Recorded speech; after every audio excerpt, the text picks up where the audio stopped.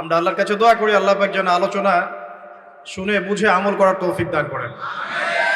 পৃথিবীতে একটাই মজলিস আছে, তার নাম ওয়াজ মাহফিল বা দ্বীনের মজলিস, যেখানে মানুষকে টাকা দিয়ে আনতে হয় না, যেখানে মানুষ দ্বীনের প্রতি মহব্বতই চলে আসে। এই যে মানুষগুলো দূর দূরান্ত থেকে এসেছেন, কাউকে কি অর্থের প্রলোভন দেওয়া হয়েছে? খাবার দেওয়া হবে এরকম প্রলোভন দেওয়া হয়েছে? ক্ষমতার কোনো প্রলোভন দেওয়া হয়েছে? আপনারা এসেছেন এখানে আল্লাহ এবং তার রাসূলের কথা শুনতে, দ্বীন ইসলামের প্রতি মহব্বতে, আল্লাহ এবং তার রাসূলের টানে। আমরা দোয়া করি আল্লাহ পাক আজকের এই মজলিসে উপস্থিত শ্রোতা এবং বক্তা সকলকে আল্লাহ রাব্বুল আলামিন তার রহমতের চাদরে ঢেকে নিন, বলি আমিন। রাসূলুল্লাহ সাল্লাল্লাহু আলাইহি ওয়াসাল্লাম বলেছেন, যখন একটা কওম এভাবেই দ্বীনের কিছু কথা শোনার জন্যে, জানার জন্যে, কোরআন এবং সুন্নাহর আলোচনা শোনার জন্যে, জানার জন্যে একত্রিত হয়, আল্লাহ রাসূল সাল্লাল্লাহু আলাইহি ওয়াসাল্লাম বলেছেন তাদের উপর আল্লাহ পাকের রহমা বা দয়া এটা বর্ষিত হতে থাকে, সাকিনা বা প্রশান্তি নাজিল হতে থাকে।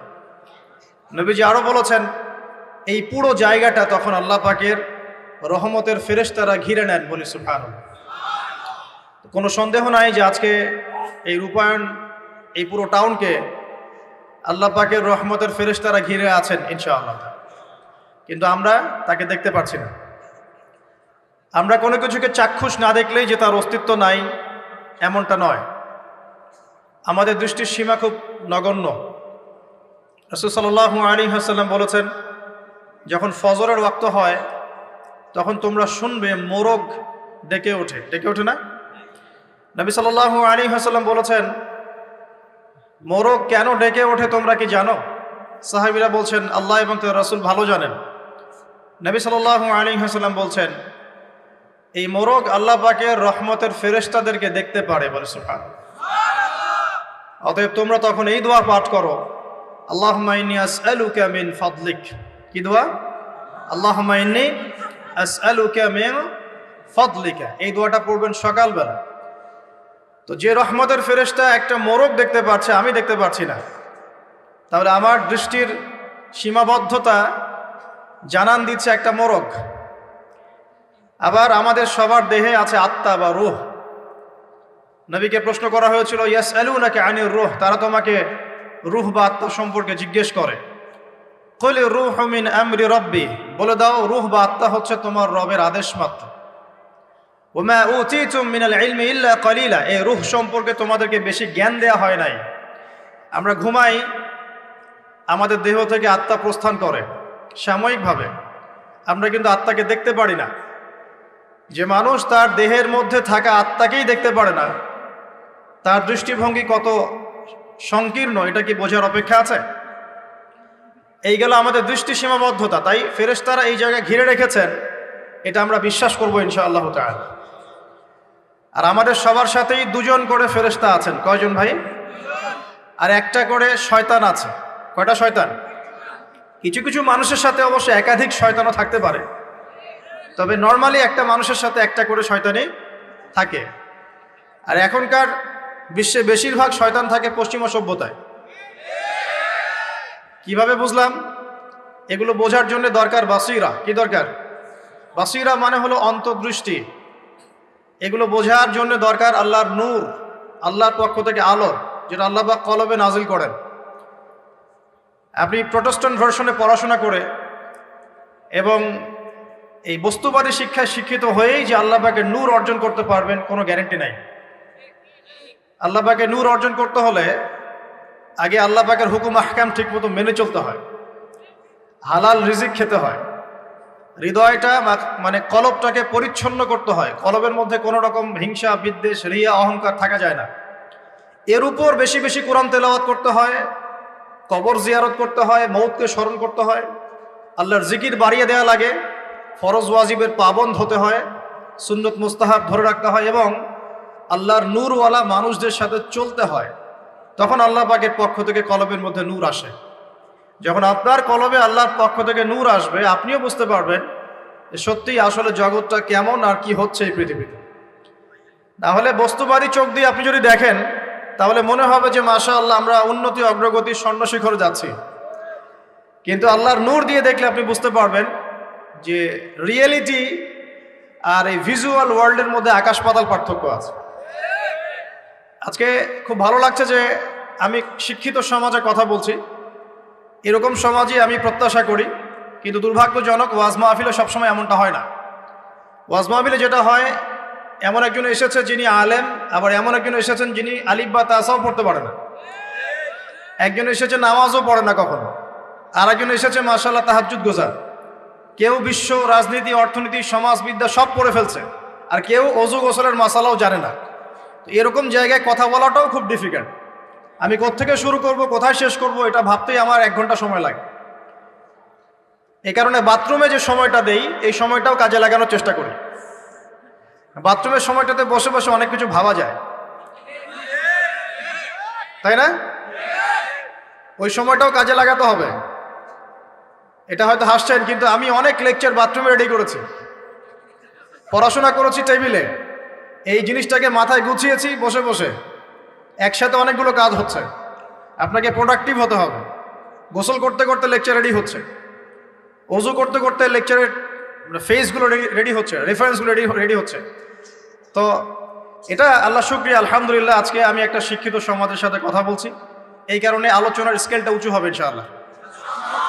এবং আলোচনার মূল ভাবটা আপনাদেরকে বুঝে নিতে হবে, কারণ সব কিছু সব জায়গায় বলা যাবে না।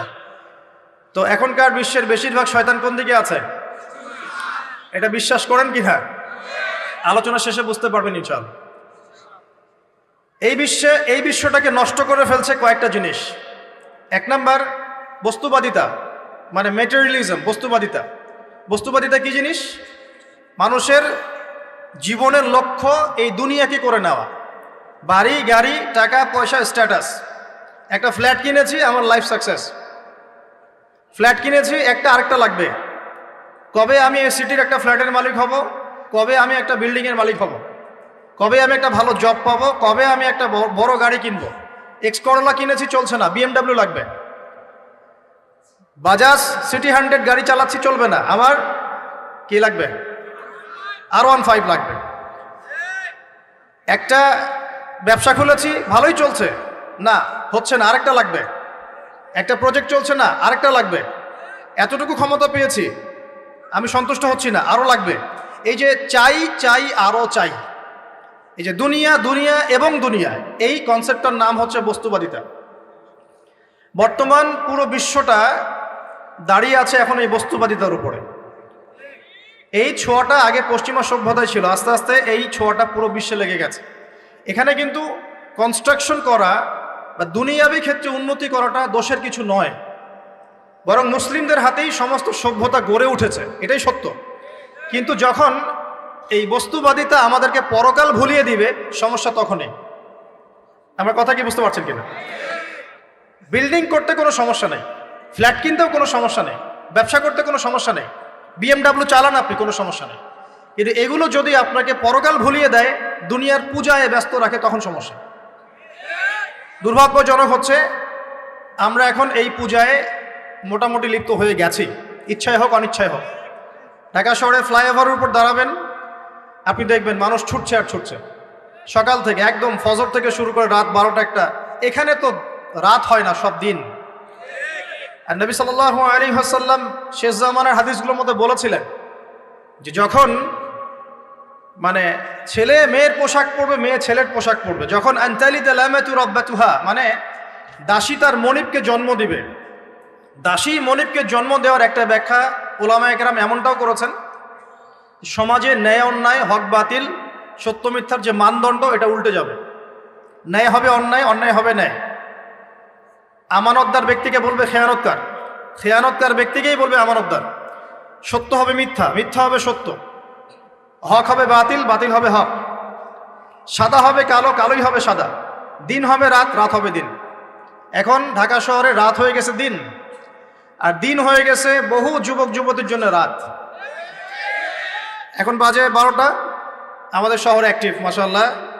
আমাদের শহর ঘুমাবে 4টায় ঘুম, উঠবে জোহরের নামাজের আগে। লাঞ্চ করে না এখনকার মানুষ, ব্রেকফাস্টটাই লাঞ্চ। তো আনতালি দালামাতু রাব্বাতুহা এর গভীর ব্যাখ্যা আছে। আল্লাহ পাকের হালালকে এই বস্তুবাদী সভ্যতায় হারাম করা হচ্ছে এবং আল্লাহ পাকের হারামগুলোকে হালাল করে নেওয়া হচ্ছে। আমরা এই দর্শনটা পেয়েছি পশ্চিমা দর্শন থেকে। পশ্চিমা সভ্যতাই প্রথম সারা বিশ্বে এই বস্তুবাদিতা ছড়িয়ে দিয়েছে। এটা একটা ভয়ঙ্কর জিনিস, যেটা আপনাকে পরকাল থেকে ডিমোটিভেটেড করছে। আপনাকে মূল যে গোল, আমার জীবনের যে মূল লক্ষ্য, সেই লক্ষ্য থেকে এই বস্তুবাদী আকীদাটা আপনাকে সরিয়ে দিচ্ছে। কিভাবে আমি বুঝাচ্ছি। আল্লাহ পাক কয়েকটা অ্যাম্বিশন দিয়ে পাঠিয়েছেন দুনিয়াতে আমাদেরকে। তার মধ্যে প্রথমটা হচ্ছে সূরা জারিয়াত আয়াত নাম্বার 56। এটা প্রথম। কি এটা?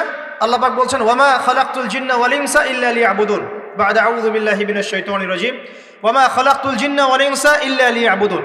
আল্লাহ পাক আপনাকে আমাকে প্রথম যে দায়িত্ব দিচ্ছেন সেটা হচ্ছে এই, আমি মুসলিম, আমি নারী হই, পুরুষ হই, যুবক হই, যুবতী হই, যেই হই না কেন, আল্লাহ পাক আমাকে বলছেন ওয়ামা খালাকতুল জিন্না ওয়াল ইনসা ইল্লা লিয়াবুদুন।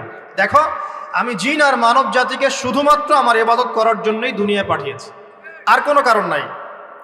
এই যে আল্লাহ পাক আমাদেরকে 60 বছর 70 বছর হায়াত দিয়েছেন, একটা কারণ, অনলি একটা, ইল্লা লিয়াবুদুন, যাতে আমরা আল্লাহর ইবাদত করতে পারি। আবার বোঝেন, আল্লাহ পাক আমাদেরকে দুনিয়াতে শুধু তার ইবাদত করতেই পাঠিয়েছে। আল্লাহ পাক এখানে একটা পরীক্ষায় ফেল করেছি হতাশ হয়ে আত্মহত্যা করতে পাঠান নাই। আল্লাহ পাক এখানে একটা মেয়ের পিছনে ঘুরে জীবন নষ্ট করতে পাঠান নাই।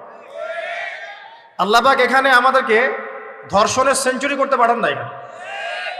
আল্লাহ পাক এখানে আমাদেরকে অন্যায়ভাবে অন্যের সম্পদ আত্মসাৎ করতে পাঠান নাই। মাদকের যে ভয়াল থাবা চলছে, এর মধ্যে নেশায় বুধ হয়ে যাওয়ার জন্য আল্লাহ পাক আমাদেরকে পাঠান নাই। কি জন্য পাঠিয়েছে? পলিটিক্যাল মারামারি করতে আল্লাহ পাঠান নাই আমাদেরকে দুনিয়ায়।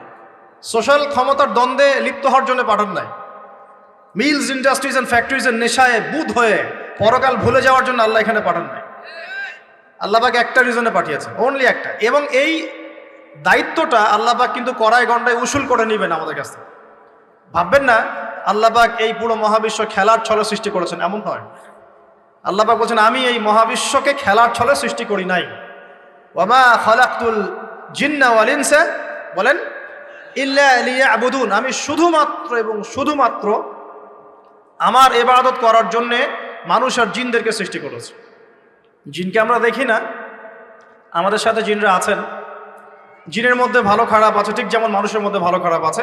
আর প্রত্যেকটা মানুষের সাথে একটা করে শয়তান জিন থাকে, যে মানুষকে খারাপ কাজে প্রলুব্ধ করে, যে নিজে খারাপ কাজ জোর করে করায় না, সে শুধু প্রলুব্ধ করে। সে বলে মাদকের মধ্যে শান্তি, ওয়াসওয়াসা দেয়, কাজটা বাস্তবায়ন করেন আপনি। সে বলে যে এটা তো ছেলে মেয়ের ফ্রেন্ড, বয়ফ্রেন্ড গার্লফ্রেন্ড কালচার, বন্ধুত্ব, এটা এমন কিছু নয়, জেনা করেন আপনি। সে বোঝায় যে টাকা পয়সা আর্ন করতে হবে, বউ বাচ্চাকে সিকিউর করতে হবে, সুদটা খান আপনি। সে বুঝায় যে তুই তো একসময় চলে যাবি, সন্তানদের জন্য কি রেখে গেলি, তখন ঘুষটা খান আপনি। সে বুঝায় যে অন্যের সম্পদ যদি আত্মসাৎও করি, শেষ বয়সে কাবা ঘরে গিয়ে হজ করে নিব, ব্যাস, দ্যাটস অল, আমার পুরো আমল নামা চকচকা হয়ে যাবে। এভাবে শয়তান ওয়াসওয়াসা দেয়, কিন্তু কাজটা করি আমরা। কোনো সময় কোনো সময় শয়তান দাড়ি টুপি পাগড়ি জুব্বাওয়ালা মানুষকেও নেক্সট স্রোতে ধোকা দেয়। কোন স্রোতে? এদেরকে বদ স্রোতে ধোকা দেয় না, নেক্সট স্রোতে ধোকা দেয়। সে একটা কাজকে কল্যাণ খায়ের মনে করেই এমন কিছু করে যেটা শয়তান তার সামনে ফুটিয়ে তোলে নেক হিসেবে, কিন্তু আসলে এর পিছনে একটা খারাপ উদ্দেশ্য ছিল। দাড়ি টুপিওয়ালা মানুষকে নেক্সট স্রোতে শয়তান ধোকা দিয়ে ফেলে। কোনো সময় ভিতরে অহংকার জন্ম দিয়ে দেয়, কোনো সময় ডিগ্রি সার্টিফিকেটের গামান্ড নিয়ে আসে, কোনো সময় নারী দিয়ে পথভ্রষ্ট করে ফেলে, আর কোনো সময় অর্থের প্রলোভন দিয়ে পথভ্রষ্ট করে ফেলে। তো শয়তান কিন্তু কাউকে ছাড়ে না। তা আমি মূল জায়গায় আসি। প্রথম যে জিনিসটা এই বিশ্বটাকে ধ্বংস করছে, এটা হলো বস্তুবাদিতা, যেটা আমাদের এই সমাজের মধ্যে এখন রন্ধ্রে রন্ধ্রে ঢুকে গেছে। আমি বলছি বারবার, স্ট্যাটাস অর্জন করতে কোনো সমস্যা নেই, কিন্তু যদি এই স্ট্যাটাস আমাকে আমার পরকালীন গোল থেকে সরিয়ে দেয়, তখনই সমস্যা। কারণ মৌত কাউকে ছাড়বে না, কবরও কাউকে ছাড়বে না, কিয়ামতের মাঠও কাউকে ছাড়বে না। আর আল্লাহ পাকের সামনে আমাদের সবাইকে ইন্ডিভিজুয়ালি হিসেব দিতে হবে, একজন একজন করে। এমন নয় 10 জন আসবে, তারপর 10 জন, তারপর 10 জন। নো, আব্দুল্লাহ তুমি আসো, আব্দুর রহমান তুমি আসো, এই মুহাম্মদ তুমি আসো, এই দাউদ তুমি আসো, একজন একজন করে, একজন একজন করে। সো এই জিনিসটা যদি আমার মাথায় থাকে তাহলে আমি কিন্তু বস্তুবাদী হতে পারবো না। আমি বলছি দুনিয়া আমার প্রয়োজন। আল্লাহ পাক কি বলেছেন? এই দুনিয়া হচ্ছে সিজনুল লিল মুমিন। নবীজি বলছেন আর দুনিয়া সিজনুল লিল মুমিন, দুনিয়া মুমিনদের জন্য কারাগার। কারাগার মানে যেখানে আমি স্বতন্ত্র স্বাধীন নই। এখানে প্রশাসন অনেক ভাই বোন আছেন, তারা জানেন কারাগার কি জিনিস, আর যারা দুই একবার যাওয়া আসা করেছে ওরা জানে কি জিনিস। এখানে আপনার কোনো ব্যক্তি স্বাধীনতা নাই। আপনি আপনার ইস্তেঞ্জা করবেন, শিশি যেতে পারবেন না, আপনি পারমিশন নিতে হবে, তারা নিয়ে যাবে, তারপরে যেতে পারবেন, তাও হ্যান্ডকাপ পরিয়ে। দুনিয়া সিজনুল লিল মুমিন, দুনিয়া মুমিনদের কারাগার। এখানে আপনি খেতে পারবেন না, খাবার আসবে তারপর খাবেন, ঘুমাতে পারবেন না, যখন ঘুমানোর আদেশ দিবে তখন ঘুমাতে পারবেন, তাও কতক্ষণ ঘুমাবেন তাও ফিক্স করা। মানে কারাগার মানে কি? যেখানে আপনার ব্যক্তি স্বাধীনতা চলে না, যেখানে আমি চলবো একটা সিস্টেমের আওতায়। এখন নবীজি বলছেন দুনিয়াটাই হচ্ছে কারাগার। তাহলে এই দুনিয়ায় কেমন করে আমি প্রবৃত্তির দাসত্ব করতে পারি? কেমন করে আমি আল্লাহকে ভুলে নামাজ বাদ দিতে পারি? কেমন করে জাকাত সেই কবে ফরজ হয়েছে, মিল ইন্ডাস্ট্রিজ ফ্যাক্টরিজ করেছি, জাকাত দেই না। রমজান মাস যায় আসে যায় আসে যায় আসে, রোজাও রাখি না, তারাবি পড়তে পারি না। কোরআন আমার সামনে মানুষ তেলাওয়াত করে, কোরআন আমার ঘরে পড়ে আছে, শেলফের উপরে ধুলাও আছে, শেলফের উপরে কোরআন ধুলাওয়ালা, ধুলো মাখা। কোরআন পড়ার তৌফিক হয় না, নবীর হাদিসগুলো চর্চা করার তৌফিক হচ্ছে না, ইসলামিক বইপত্র পড়তে পারি না। এই কারাগারের জীবনে বসি আমি একটা মেয়ের পিছনে দৌড়াচ্ছি, মাদক খাচ্ছি, জেনা করছি, কোনো সময় ধর্ষণ করছি, কোনো সময় সুদ খাচ্ছি, ঘুষ খাচ্ছি, দুর্নীতি করছি, এই কারাগারের জীবনে বসেই, যেখানে আমার কোনো ব্যক্তি স্বাধীনতা নাই। তাহলে কারাগারের জীবনের মেয়াদ যখন শেষ হবে, যখন তাকে এখান থেকে বের করে নিয়ে আসা হবে, অর্থাৎ মৃত্যু, তখন তার সাথে কিরকম রিমান্ডে আচরণ করা হবে এটা ভালো করে বুঝে নেন। নবীজি বলছেন আদ-দুনিয়া সিজনুল লিল মুমিন ওয়াল জান্নাতু লিল কাফির। কাফেরদের জন্য, মুশরিকদের জন্য এই দুনিয়াটা হচ্ছে জান্নাত। জান্নাত মানে কি? যা ইচ্ছা তাই করতে পারবেন। জান্নাত মানে কি? আপনি চাচ্ছেন আল্লাহ আমি এখন একটা খামর চাই, শরাব আপনার সামনে হাজির, চিন্তা করার সাথে সাথে। জান্নাত মানে কি? আল্লাহ আমি আপনাকে দেখতে চাই, আল্লাহকে আপনি দেখতে পারবেন। জান্নাত মানে কি? আপনি মধুর নহর, দুধের নহর, পানির নহর, শরাবের নহর, হুরেন ঈন চতুর্দিকে ঘোরাফেরা করছে। একজন নিম্নমানের জান্নাতি, মানে সবচেয়ে শেষের দিকে যারা জান্নাতে যাবে, তাদের সাথেই দুজন করে হুরেন ঈন, আহাল পরিবার তো আছেই, গিলমান পানপাত্র নিয়ে চারপাশে ঘোরাফেরা করো। জান্নাত মানে কি? যেখানে যা ইচ্ছা তাই করা যাবে, বলার কেউ নাই, বাধা দেওয়ার কেউ নাই, সেখানে কোনো মৃত্যু নাই, সেখানে কোনো অহেতুক কথাবার্তাও নাই, কোনো গাল গল্প নাই, কোনো মিথ্যা নাই, কষ্টের ক্লেশ মাত্র নাই, থুতু ফেলতে হবে না। জান্নাত মানে থুতু ফেলতে হবে না, জান্নাত মানে হাঁচি হবে না, নাক ঝাড়তে হবে না, জান্নাত মানে ইস্তেঞ্জা পেশাব পায়খানা করার টেনশন নাই। মানুষ খাবার খাবে, একটা ঢেকুর তুলবে, বাস খাবার হজম হয়ে গেছে। আর জান্নাতের সবচেয়ে বড় বিষয়টা কি? আল্লাহ পাককে আমরা এই চোখ দিয়ে দেখতে পারবো ইনশাআল্লাহ। আর তার সমকক্ষ একটা বিষয় হচ্ছে আল্লাহ পাক বলে দিবেন যে আমি তোমাদের সবার উপর সন্তুষ্ট হয়ে গেলাম, যাও কোনোদিন অসন্তুষ্ট হও, ব্যাস দ্যাটস অল। এখন আপনি যত কিছুই করেন এই বস্তুবাদী জীবনে, মনে একটা ভয় থেকে যাবে। আপনি বিশ্ব নেতা হয়েছেন, বড় শিল্পপতি হয়েছেন, পলিটিশিয়ান হয়েছেন, ইকোনমিস্ট হয়েছেন, মনে একটা ভয় থেকে যাবে যে মরতে আমাকে হবে, আল্লাহ আমাকে ধরবেই, হিসেব আমাকে দেওয়া লাগবেই, কবরে আমাকে একাই যাওয়া লাগবেই, আমাকে কিয়ামতের মাঠে দাঁড়াতে হবে আল্লাহর সামনে। মনে একটা ভয় কাজ করে, যদিও বাইরে মানুষ দেখায় যে কোনো ভয় নাই। মানুষ বাইরে অভিনয় করে, মানুষ সমাজের মানুষের সাথে বাইরে একটা অভিনয় করে। কোনো ক্ষেত্রে আমরা নিজেরাই নিজেদের সাথে অভিনয় করি। কথা সাহিত্যিক হুমায়ুন আহমেদের নাম শুনেছেন? ইন্তেকাল করেছেন। একটা সময় ছিল আমরা স্কুলে পড়তাম, কলেজে পড়তাম, মাঝে মাঝে টুকটাক এ ধরনের কিতাব বইপত্র পড়া হয়েছে। হিমু, মিসির আলী এইসব পড়া হয়েছে। শরৎচন্দ্র, বঙ্কিমচন্দ্র, রবীন্দ্রনাথ, নজরুলের কবিতাগুলো, ইভেন শেক্সপিয়ার, অ্যাডাম স্মিথ সহ, যিনি অর্থনীতির জনক। যাই হোক, তিনি তার বইয়ের মধ্যে লিখেছিলেন যে এই পুরো দুনিয়াটা হচ্ছে অভিনয়ের মঞ্চ। কথা সাহিত্যিক, তিনি বলছেন তার মতো করে এই পুরো দুনিয়াটাই অভিনয়ের মঞ্চ, আর আমরা সবাই নিজ নিজ জায়গায় অন্যের সাথে অভিনয় করছি, কোনো কোনো ক্ষেত্রে আমরা নিজেরা নিজেদের সাথে অভিনয় করছি। তিনি বলছিলেন আমরা সবাই অভিনেতা, আর সবচেয়ে বড় অভিনেতা হচ্ছে পলিটিশিয়ানরা, কারণ তাদেরকে অনেক বড় মঞ্চে অভিনয় করতে হয়। এটা আমার কথা না, হুমায়ুন আহমেদের কথা, পড়ে দেখেন। তো আল্লাহ পাক পাঠিয়েছেন তার ইবাদত করতে, আর এই বস্তুবাদী জগৎ আমাদেরকে ভুলিয়ে দিল কিভাবে?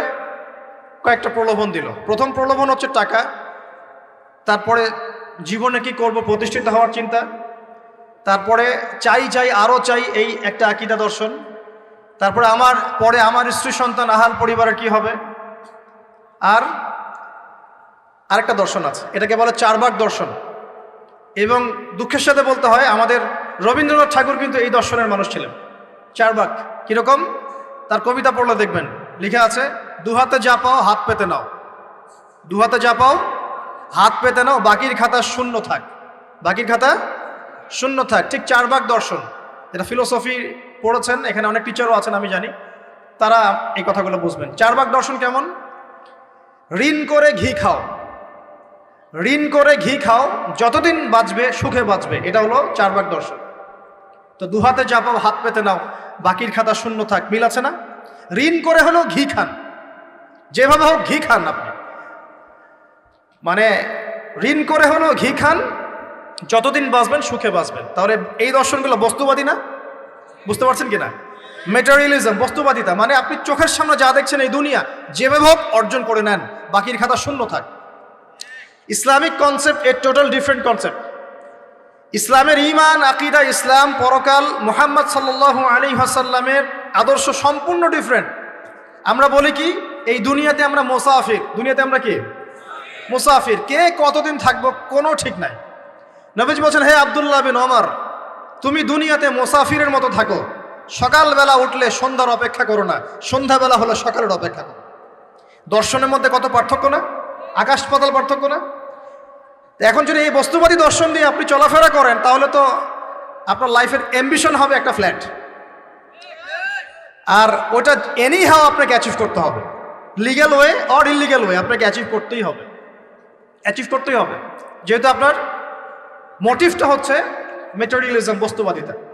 আর নবী সাল্লাল্লাহু আলাইহি ওয়াসাল্লাম কি বলছেন? সকালে ঘুম থেকে উঠলে সন্ধ্যার অপেক্ষা করো না, সন্ধ্যাবেলায় থাকলে সকালের অপেক্ষা করো না। তুমি দুনিয়াতে মুসাফিরের মতো থাকো, তোমার যতটুকুতে দুনিয়া চলে যায় এতটুকুতে সন্তুষ্ট থাকো। নবীজি আরো বলছেন, তুমি কখনো উপরের দিকে চোখ দিয়ে হেঁটো না, রাস্তায় যখন হাঁটবে উপরের দিকে দেখো না। লা তানজুরু ইলা মান হুয়া আসফালা মিনকুম, যারা তোমাদের উপরে আছে ওদের দিকে দেখো না, বরং তুমি দেখো যে তোমার নিচে কারা আছে। আবার বলছি, নবীজি বলছেন, তোমরা হাঁটবে যখন রাস্তায় চলাফেরা করবে, তোমাদের উপরের দিকে দেখবে না যে তোমাদের উপরে কারা আছে, অলওয়েজ দেখবা তোমাদের নিচে কারা আছে, তোমাদের চেয়ে খারাপ কারা আছে। এক ভাইকে আপনি দেখবেন আপনি সুস্থ, তার হাত নাই। আরেক ভাইকে দেখবেন আপনি সুস্থ, তার চোখ নাই। এক ভাইয়ের পা প্যারালাইজড হয়ে গেছে, এক ভাইয়ের বডি প্যারালাইজড, একজন হার্টের রোগী, একজন ডায়াবেটিসের রোগী। আপনি সুস্থ আছেন, অথচ ওই ব্যক্তির অনেক টাকা পয়সা আছে, আপনার নাই। এখানে কে ধনী বলেন দেখি, আপনি না সে? আপনার সুস্থতা আছে। আরেক ভাইয়ের অনেক বড় বড় ফ্ল্যাটস, কিন্তু আপনার এতটুকু নাই, ছোট্ট একটা বাসা। আপনার কষ্ট লাগে, আমারও যদি এমন হতো। ওই বাসায় গিয়ে দেখলেন যে ইন্টারনালি সে ব্যক্তি সুখে নাই, তার পরিবারে অশান্তি, হৃদ্যতা, ভালোবাসার বন্ধন নাই, আপনার পরিবারে আছে। একটা রিক্সাওয়ালা সারাদিন রিক্সা চালিয়ে 500-1000 টাকা আর্ন করে বাসায় চলে গেল, গিয়ে বাসা আলু ভর্তা, ডিম ভাজা, ডাল দিয়ে ভাত খাচ্ছে, সুখে আছে, দিব্যি বউয়ের সাথে গল্প করছে, চাঁদ দেখছে। আর সেই তো কবে আপনি ওয়াইফ কিনে চাঁদ দেখেছেন ঠিক নাই, আপনি টাকা অর্জন করার নেশায় বছরের পর বছর স্ত্রী থেকে দূরে আছে, দেখারই সৌভাগ্য হয় না। আসলে সুখ কাকে বলে? সুখটা কি জিনিস? ঢাকাবাসীকে সুখ বোঝানো দরকার। সুখটা কি জিনিস? সুখটা হচ্ছে ইন্টারনাল পিস। যখন আপনি বা আমি নিজেকেও বলছি, যখন আমরা আল্লাহকে পাবো, আল্লাহ পাকের ইবাদতের মধ্য দিয়ে, রাসূলের সুন্নতের মধ্য দিয়ে অল্পে তুষ্ট থাকতে পারবো, যা আছে এতে শুকরিয়া আদায় করব, আপনার চেয়ে সুখী মানুষ দুনিয়াতে কেউ নাই। কেউ নাই দুনিয়াতে। কিন্তু বস্তুবাদিতা আপনাকে এই আকীদা আদর্শ থেকে সম্পূর্ণ ডিমোটিভেট করে দিবে। আপনাকে খালি চাই চাই আরো চাই, ওই যে দু হাতে যাবো হাত পেতে নাও, বাকির খাতা শূন্য থাক। আর আমাদের দর্শন দু হাতে যাবো হাত পেতে নাও না, বরং দুনিয়াতে যতটুকু পাও এতটুকুতে সন্তুষ্ট থাকো, বাকির খাতা শূন্য থাক না, বাকির খাতা পূর্ণ হোক। মানে পরকালটা বাকির খাতা না, পরকালের বাকির খাতাটা পূর্ণ হোক। প্রয়োজনে দুনিয়ার সব চলে যায় যাক, প্রয়োজনে দুনিয়ার সব যদি চলেও যায় যাক, তারপরে বাকির খাতা কি হোক? পূর্ণ হোক। এটাই আল্লাহ রাব্বুল আলামিন সূরা আ'লার মধ্যে বলছেন, বাল তুসিরুনাল হায়াতাদ দুনিয়া, তোমরা এই দুনিয়ার জীবনটাকেই প্রাধান্য দিয়ে থাকো। ওয়াল আখিরাতু খায়রুন ওয়া আবকা, কিন্তু আখিরাত হচ্ছে সবচেয়ে উত্তম এবং চিরস্থায়ী। তো প্রিয় ভাই এবং বোনেরা যারা আলোচনা শুনছেন, আজকে আমাদের প্রথম সবক হওয়া উচিত দুনিয়ার নেশায় আমরা না পড়ি। আল্লাহ পাক আমাদেরকে তৌফিক দান। এর মানে এই না আমরা দুনিয়ার প্রোগ্রেসে যাব না, অবশ্যই যাব, আমরা অবশ্যই যাব। পুরো নেশন জাতিগতভাবেই আমাদেরকে এই ওয়ার্ল্ডের সমকক্ষ তো হতে হবে, হবে কি না? আমরা কি ওয়ার্ল্ডের সমকক্ষ হতে পেরেছি? আপনাদের কি মনে হয় যে মিলস, ইন্ডাস্ট্রিজ, ফ্যাক্টরিজ, সেতু, ফ্লাইওভার এইগুলো করলেই মনে হয় যে ওয়ার্ল্ডের সমকক্ষ হওয়া যায়? প্রত্যেক জনগণ ভিতর থেকে সুখী কিনা, তাদের অন্ন, বস্ত্র, চিকিৎসা, শিক্ষা, বাসস্থান, এই যে মৌলিক চাহিদা, বেকারত্ব ঘোচানো, তিন বেলা খেয়ে পরে বাঁচা, জীবনের অধিকার, জীবনের অধিকার, সিকিউরিটি, এই জিনিসগুলো আমাদের নিশ্চিত হচ্ছে কিনা, এটা হচ্ছে আপনার উন্নতির মানদণ্ড। উন্নতির মানদণ্ড কি? আমরা এখন যেখানে আছি না, 1776 সালে অ্যাডাম স্মিথ তার চেয়ে আগের জায়গায় ছিল। 1776 সালে অ্যাডাম স্মিথ একটা বই লিখেছেন, তার নাম হচ্ছে যে দি ওয়েলথ অফ নেশন, এই কিভাবে একটা রাষ্ট্রের ওয়েলথ ফাংশন করে। ওই 1776 সালে তিনি যে চিন্তাগুলো করেছেন, এখন পর্যন্ত আমরা সেই চিন্তা বাস্তবায়ন করতে পারি নাই। 1776 সালের চিন্তা, কিন্তু ওই চিন্তা বাস্তবায়ন করেছে পশ্চিমারা। পশ্চিমা সভ্যতা যেটা আপনি দেখছেন দাঁড়িয়ে আছে, এই একটা বইয়ের উপর দাঁড়িয়ে আছে। যেমন একটা এক্সাম্পল দিই, আলোচনাটা কঠিন হয়ে যাবে, অন্যদিকে যাব। আমরা মনে করি যে অর্থনীতি আমরা নিয়ন্ত্রণ করব, ঠিক আছে, অর্থনীতির পুরো বিষয়গুলো আমরা নিয়ন্ত্রণ করে আমরা সমৃদ্ধি নিয়ে আসবো। আসলে বিষয়টা কি জানেন? অর্থনীতির নিজের একটা ফ্লো আছে, ও নিজেই নিজেকে নিয়ন্ত্রণ করে, এবং তার উপর একটা ইনভিজিবল হ্যান্ড থাকে, অদৃশ্য হাত, যেটা আমরা বলি আল্লাহ রাব্বুল আলামিন। আল্লাহ রাব্বুল আলামিন এই পুরো অর্থনীতিকে নিয়ন্ত্রণ করে। আমরা যখন সেটাকে ইন্টারফেয়ার করতে যাব, তখন ইকোনমি কলাপস করে যাবে। এই যে করছে কলাপস। আরো ব্যাপার আছে, শুধু ব্যবসা, অর্থনীতি, এক্সপোর্ট ইম্পোর্ট, এগুলোকে তিনি জাতির মানদণ্ড বলতেন না। তিনি বলতেন যতক্ষণ পর্যন্ত জাতির প্রত্যেক ব্যক্তির মধ্যে এথিক্স না আসবে, নীতি যতক্ষণ পর্যন্ত না আসবে, আপনি করাপশন থামাতে পারবেন না। তাই হয়েছে না? শুধু ব্যবসা না, আদর্শ কতটুকু আছে? এই যে আপনি দেখছেন বিভিন্ন জায়গায় ভেজাল খাবার খাওয়াচ্ছে, ওদের কি টাকার অভাব আছে? ওদের টাকার কিন্তু অভাব নাই। নেম ফ্রেমের কোনো ঘাটতি আছে? এস্টাবলিশড বিজনেস, তাহলে কেন আপনাকে ভেজাল খাওয়াবে? কারণ তার মধ্যে এথিক্স নাই, নীতি নাই। এই জন্য জাতির প্রত্যেক সদস্যকে, মানে প্রত্যেক জনগণের প্রত্যেককেই আগে নীতিগত শিক্ষা দেওয়া উচিত। আর এই কাজটাই করে ইসলাম। বলে সুবহানাল্লাহ। এই এথিক্স এবং নীতি শেখায় কে? ইসলাম। ইসলামের চেয়ে সার্বজনীনভাবে এবং যুগোপযোগীভাবে কেউই এথিক্স শেখাতে পারবে না। কাগজে কলমে অনেকে অনেক কথা বলতে পারে, প্র্যাকটিক্যালি শেখাবে কে? ইসলাম। এখন বলতে পারেন তাহলে মুসলিমদের মধ্যে দুর্নীতি কেন, মুসলিমদের মধ্যে কেন এই সমস্যাগুলো হয়? উত্তর একটাই, ওই যে স্যার বলে গেলেন, আমি বিভিন্ন ওয়াজে যে এক এক জায়গায় এক এক কথা বলে। উত্তরটা কি? উত্তরটা হচ্ছে যে কোরআন এবং সুন্নাহর সঠিক যে শিক্ষাটা আছে, এই শিক্ষাটা আমরা অনেকেই বাস্তবায়ন করতে পারছি না। এটা আমাদের ব্যর্থতা। এটা কাদের ব্যর্থতা?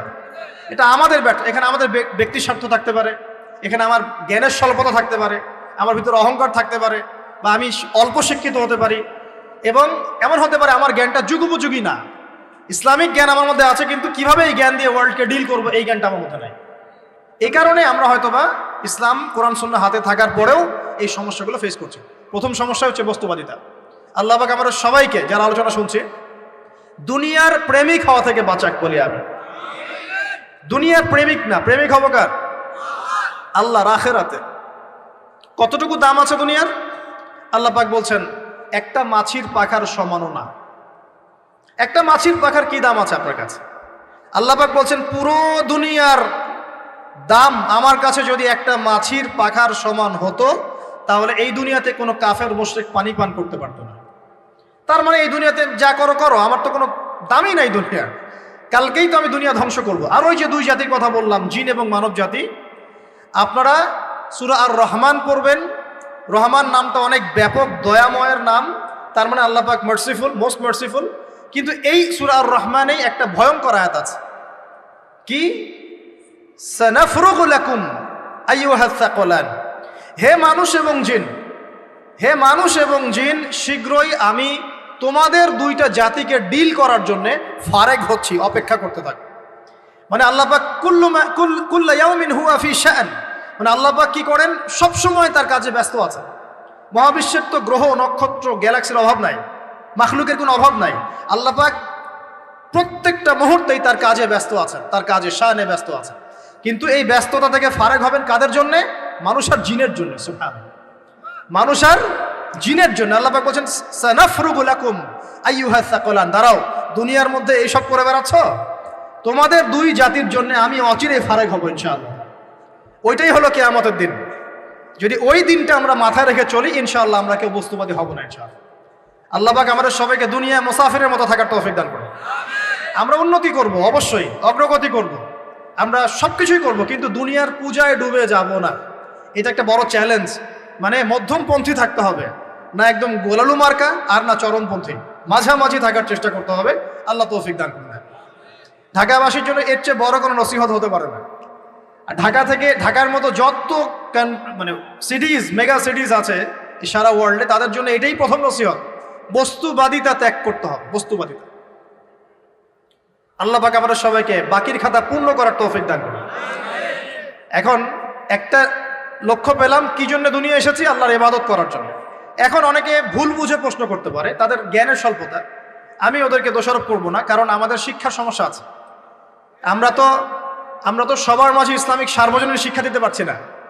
এই কারণে অনেকে প্রশ্ন করতে পারে, তাহলে কি সারা জীবন আল্লাহ বিল্লাহি করতে হবে? আমি কি সারা জীবন তাসবিহ তাহলিল জিকির আজকার নামাজি পড়ে বেড়াবো? তাহলে এটা হলো তার ভুল বুঝ। এই আয়াত সম্পর্কে ভুল ব্যাখ্যা। সঠিক ব্যাখ্যাটা কি? সঠিক ব্যাখ্যা হচ্ছে সূরা হাশরের 7 নম্বর আয়াত। কত নম্বর? সূরা হাশর 7 নম্বর আয়াত। আল্লাহ পাক বলছেন, ওয়ামা আতাকুমুর রাসূলু ফাখুযুহু। রাসূলুল্লাহ সাল্লাল্লাহু আলাইহি ওয়াসাল্লাম তোমাদেরকে যা যা দিয়েছেন সব নিয়ে নাও। ওয়ামা নাহাকুম আনহু ফান্তাহু। রাসূল যা থেকে বিরত থাকতে বলেছেন সমস্ত বিষয় থেকে দূরে থাকো। এখন এই আয়াতটাকে সামনে রেখে কোরআন সুন্নাহকে যদি আমরা ঘাঁটি, আমরা দেখব রাসূলুল্লাহ সাল্লাল্লাহু আলাইহি ওয়াসাল্লাম পেশাব পায়খানা ইস্তেনজা করা থেকে শুরু করে রাষ্ট্র চালানো পর্যন্ত প্রতিটা কাজের হেদায়েত দিয়ে গেছেন। আলহামদুলিল্লাহ, এটা কেউ মানি বা না মানি দিয়ে গেছেন, এটা বিশ্বাস করতে হবে। আমল করতে পারি বা না পারি, নবী দিয়ে গেছেন, বিশ্বাস করতে হবে।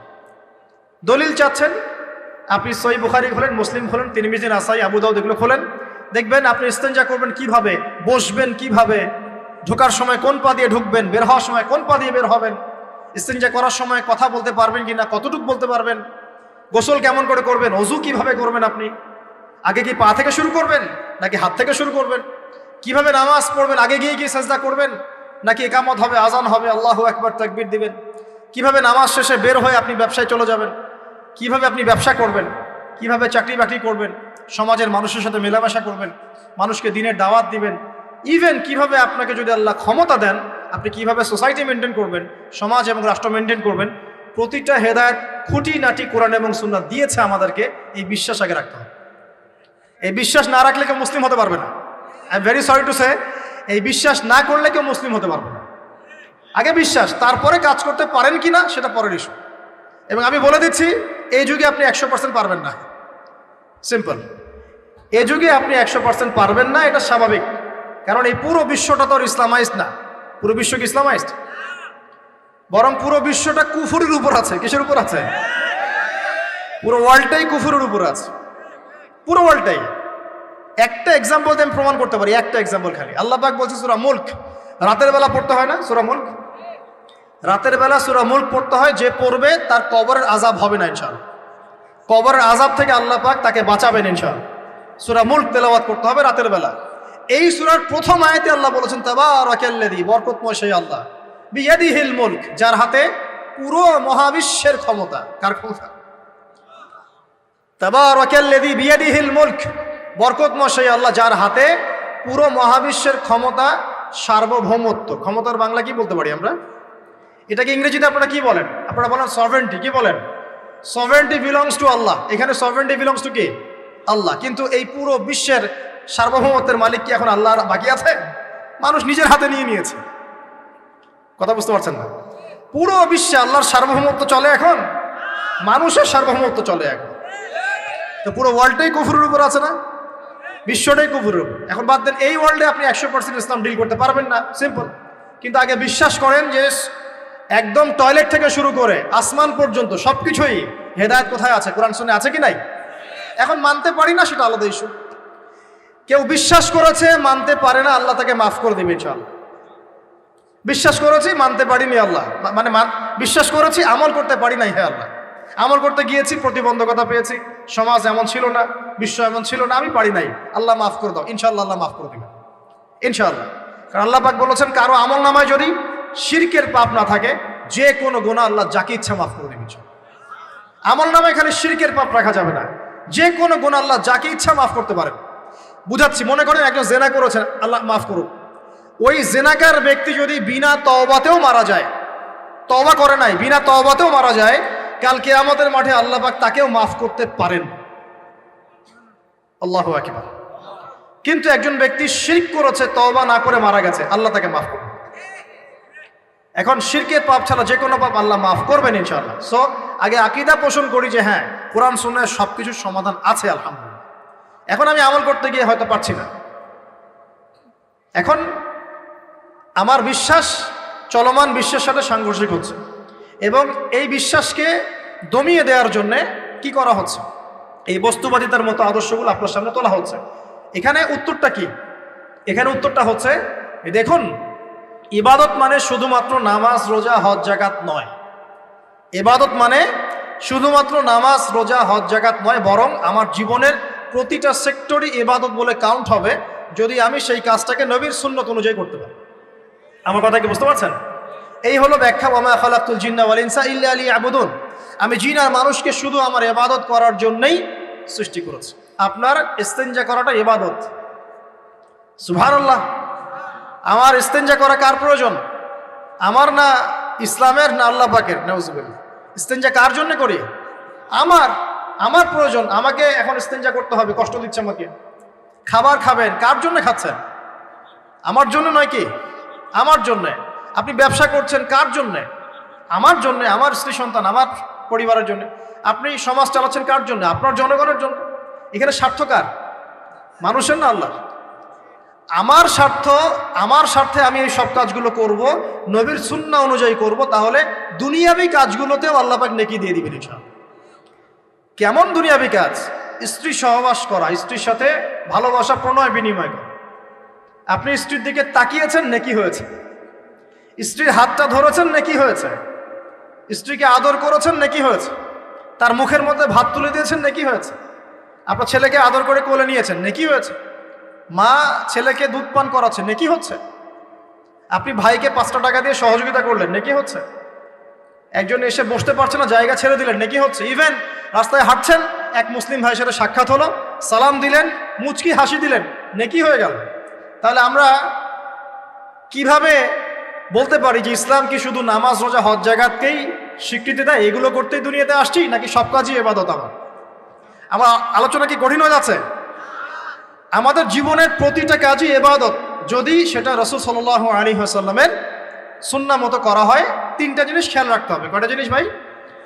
এক, সেই ইবাদত হতে হবে আল্লাহর সন্তুষ্টির জন্য। এই যে আমি স্ত্রীর মুখে ভাত তুলে দিচ্ছি, তার কাছ থেকে কিছু পাওয়ার আশায় নয়, আমি দিচ্ছি আল্লাহর সন্তুষ্টির জন্য। আমি যে একজন মুসলিম ভাইকে হাসি মুখে সাক্ষাৎ করলাম, ও আমাকে ভালো বলবে, পরে আমাকে হেল্প করবে, এমন এই জন্য নয়, আল্লাহ পাক সন্তুষ্ট হবেন তাই। আমি নামাজে দাঁড়িয়েছি, লোকে আমাকে ভালো বলবে, এই জন্য দাঁড়াই নাই। দাঁড়িয়েছি কেন? যাতে আল্লাহ আমাকে কাল কিয়ামতের মাঠে বাঁচান। আমি দাড়ি ছেড়ে দিয়েছি কেন?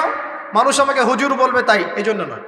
বরং আল্লাহর রাসূলের সুন্নাত জীবিত করেছি, ইনশাআল্লাহ আমি 50 জন শহীদ সাহাবীর নেকি পাবো ইনশাআল্লাহ। কেন আমি টাকনুর নিচে কাপড় পরছি না? কারণ কি মানুষ আমাকে বলবে নতুন ফ্যাশন? না, আমি এই কারণে পড়ছি যাতে রাসূল সাল্লাল্লাহু আলাইহি ওয়াসাল্লাম কাল কিয়ামতের মাঠে এই সুন্নাহর উপর আমল করার জন্য আমার পক্ষে সুপারিশ করে। আমার ইবাদত, আমার পর্দা, আমার পরিবার, আমার ব্যবসা, আমার অর্থনীতি, আমার পলিটিক্স সবকিছু আল্লাহর জন্য করব, এই একটা হলো মূলনীতি ইবাদত কবুল হওয়ার। 1 2 সেই আমলটা হতে হবে রাসূলের সুন্নাহ মোতাবেক, অন্য কোনো পদ্ধতিতে নয়। মনে করেন আমি একজন খুব বড় বুজুর্গ হয়ে গেছি, নাউজুবিল্লাহ, না আমরা এত বড় বুজুর্গ হয়ে যাই নাই যে টাইটেলগুলো আপনারা দেন, এগুলোর কোনো প্রয়োজনও নাই। এখন একজন বড় বুজুর্গ এসে যদি আপনাকে কোনো ইবাদতের পদ্ধতি শিখিয়ে দেয় যে এই পদ্ধতিতে ইবাদত করা অনেক ভালো হবে, কিন্তু ওই পদ্ধতির সাথে রাসূলের এবং সাহাবীদের পদ্ধতির কোনো মিল নাই, মুখরোচক মনে হলো, দেখতে সুন্দর মনে হলো এবং অনেক মানুষ তা করছে এরকম দলিল থাকলেও সেই কাজটা করা যাবে না। কারণ কি? কারণ সেই কাজটা রাসূল সাল্লাল্লাহু আলাইহি ওয়াসাল্লামের সুন্নাহ মাফিক হয়নি। আল্লাহ রাসূল করেন নাই, সাহাবীরা করেন নাই, বাস আমি করব না, সিম্পল। ইমামরাও করেন নাই, পরবর্তী জেনারেশনের কেউই করেন নাই।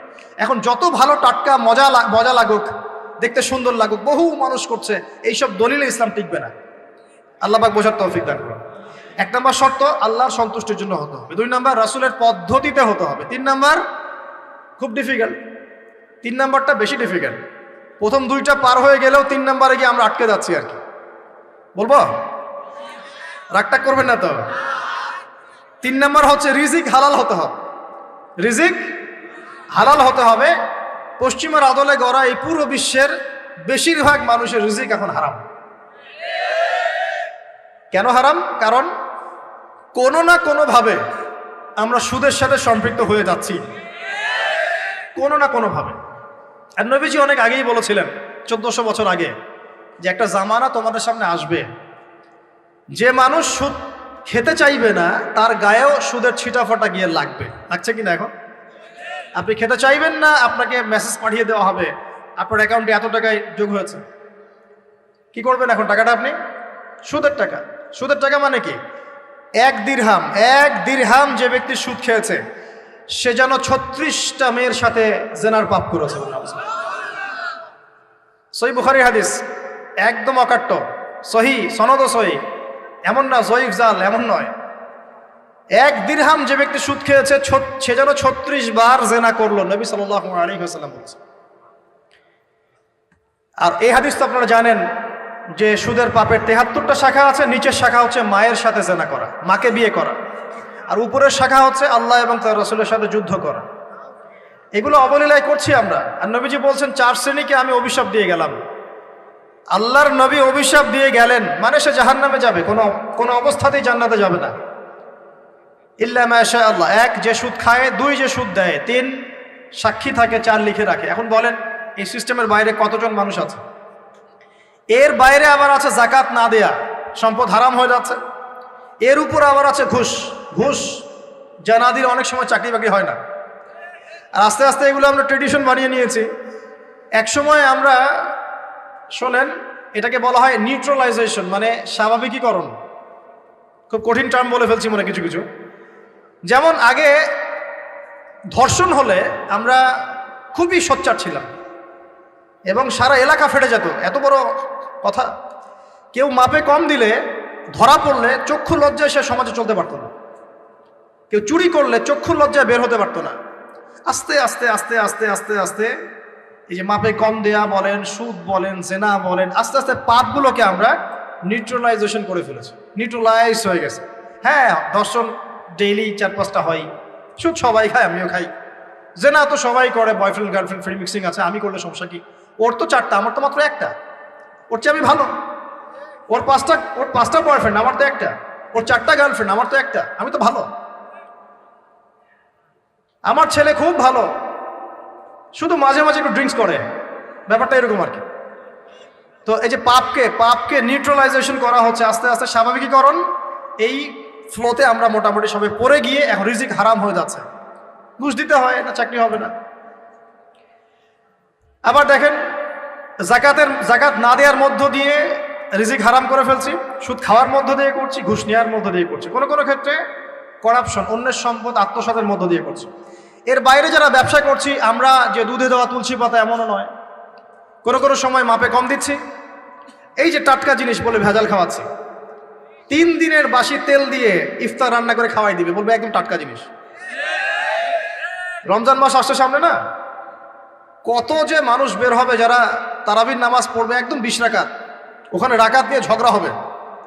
ঠিক ওরাই যখন দেখবেন বিকালে দুপুরে ইফতার বিক্রি করবে, বিভিন্ন পণ্য বিক্রি করবে, দেখবেন যে দুনিয়ার বাসি পচা আপনাকে খাওয়াই দিবে।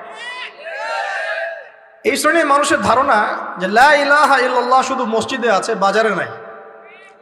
এটা ধারণা লা ইলাহা ইল্লাল্লাহ মুহাম্মাদুর রাসূলুল্লাহ এটা মসজিদে আছে, বাজারে, সমাজে, অন্য জায়গায় নাই। এটা তাদের ধারণা। তাদের এই ধারণা অচিরেই ভাঙবে যখন মৃত্যুর দূত চলে আসবে। তখন বুঝবে লা ইলাহা ইল্লাল্লাহ একটা সার্বজনীন কালিমা, যেটা জীবনের সব ক্ষেত্রেই চলতে হবে। আল্লাহ পাক আমাদেরকে বোঝার তৌফিক দান।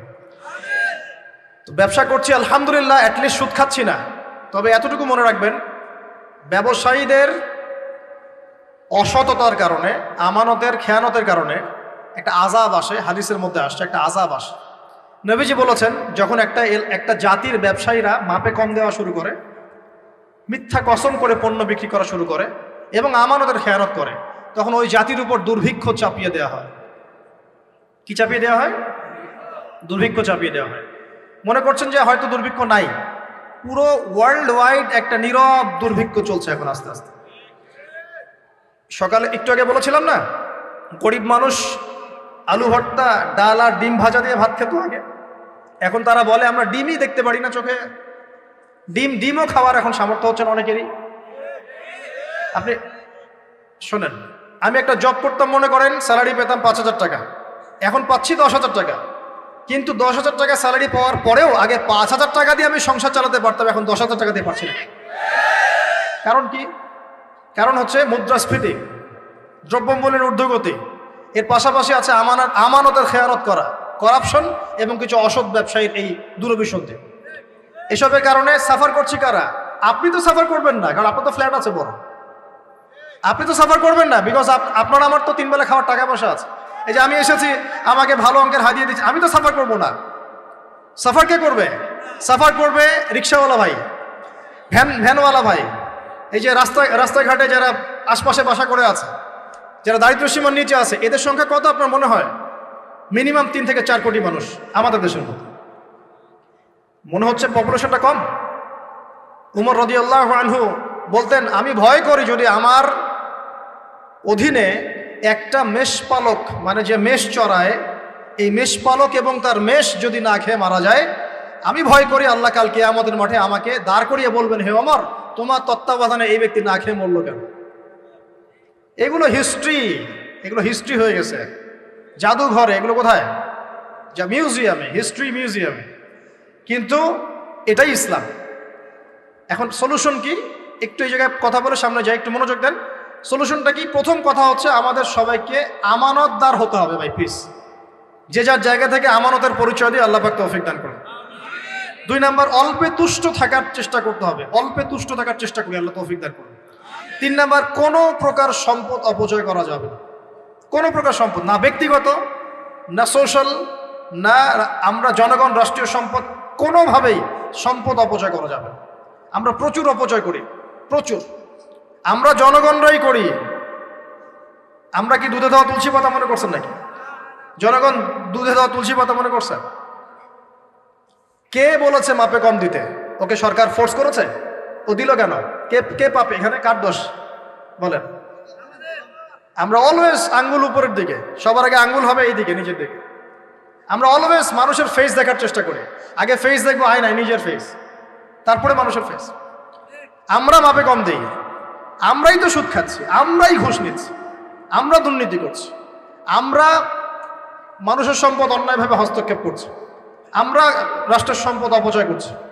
আমরা সিগন্যাল দিয়েছে, আপনি মানলেন না। তো সিগন্যাল দিয়েছে, মানলেন না। এখানে তো আপনি খেয়ানত করলেন।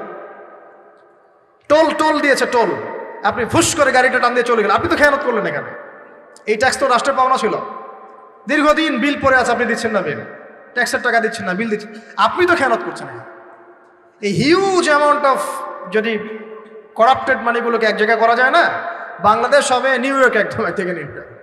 বস্তুবাদিতার কথা বলছি, বস্তুবাদিতার দিক থেকে, কনস্ট্রাকশন এইসবের দিক থেকে আর কি, life first lane of life এই দিক থেকে, যে জিডিপি এরকম থাকবে যদি সব করাপশনের টাকাগুলোকে আপনি জড়ো করতে পারতেন। কিভাবে সম্ভব? কে নিবে এই উদ্যোগ? আল্লাহ পাক এমন ব্যক্তিত্ব উপর থেকে নিয়ে আসুন বলি আমি। দোয়া করতে কোনো দোষ আছে? X Y Z whoever he is, এটা বড় কথা না।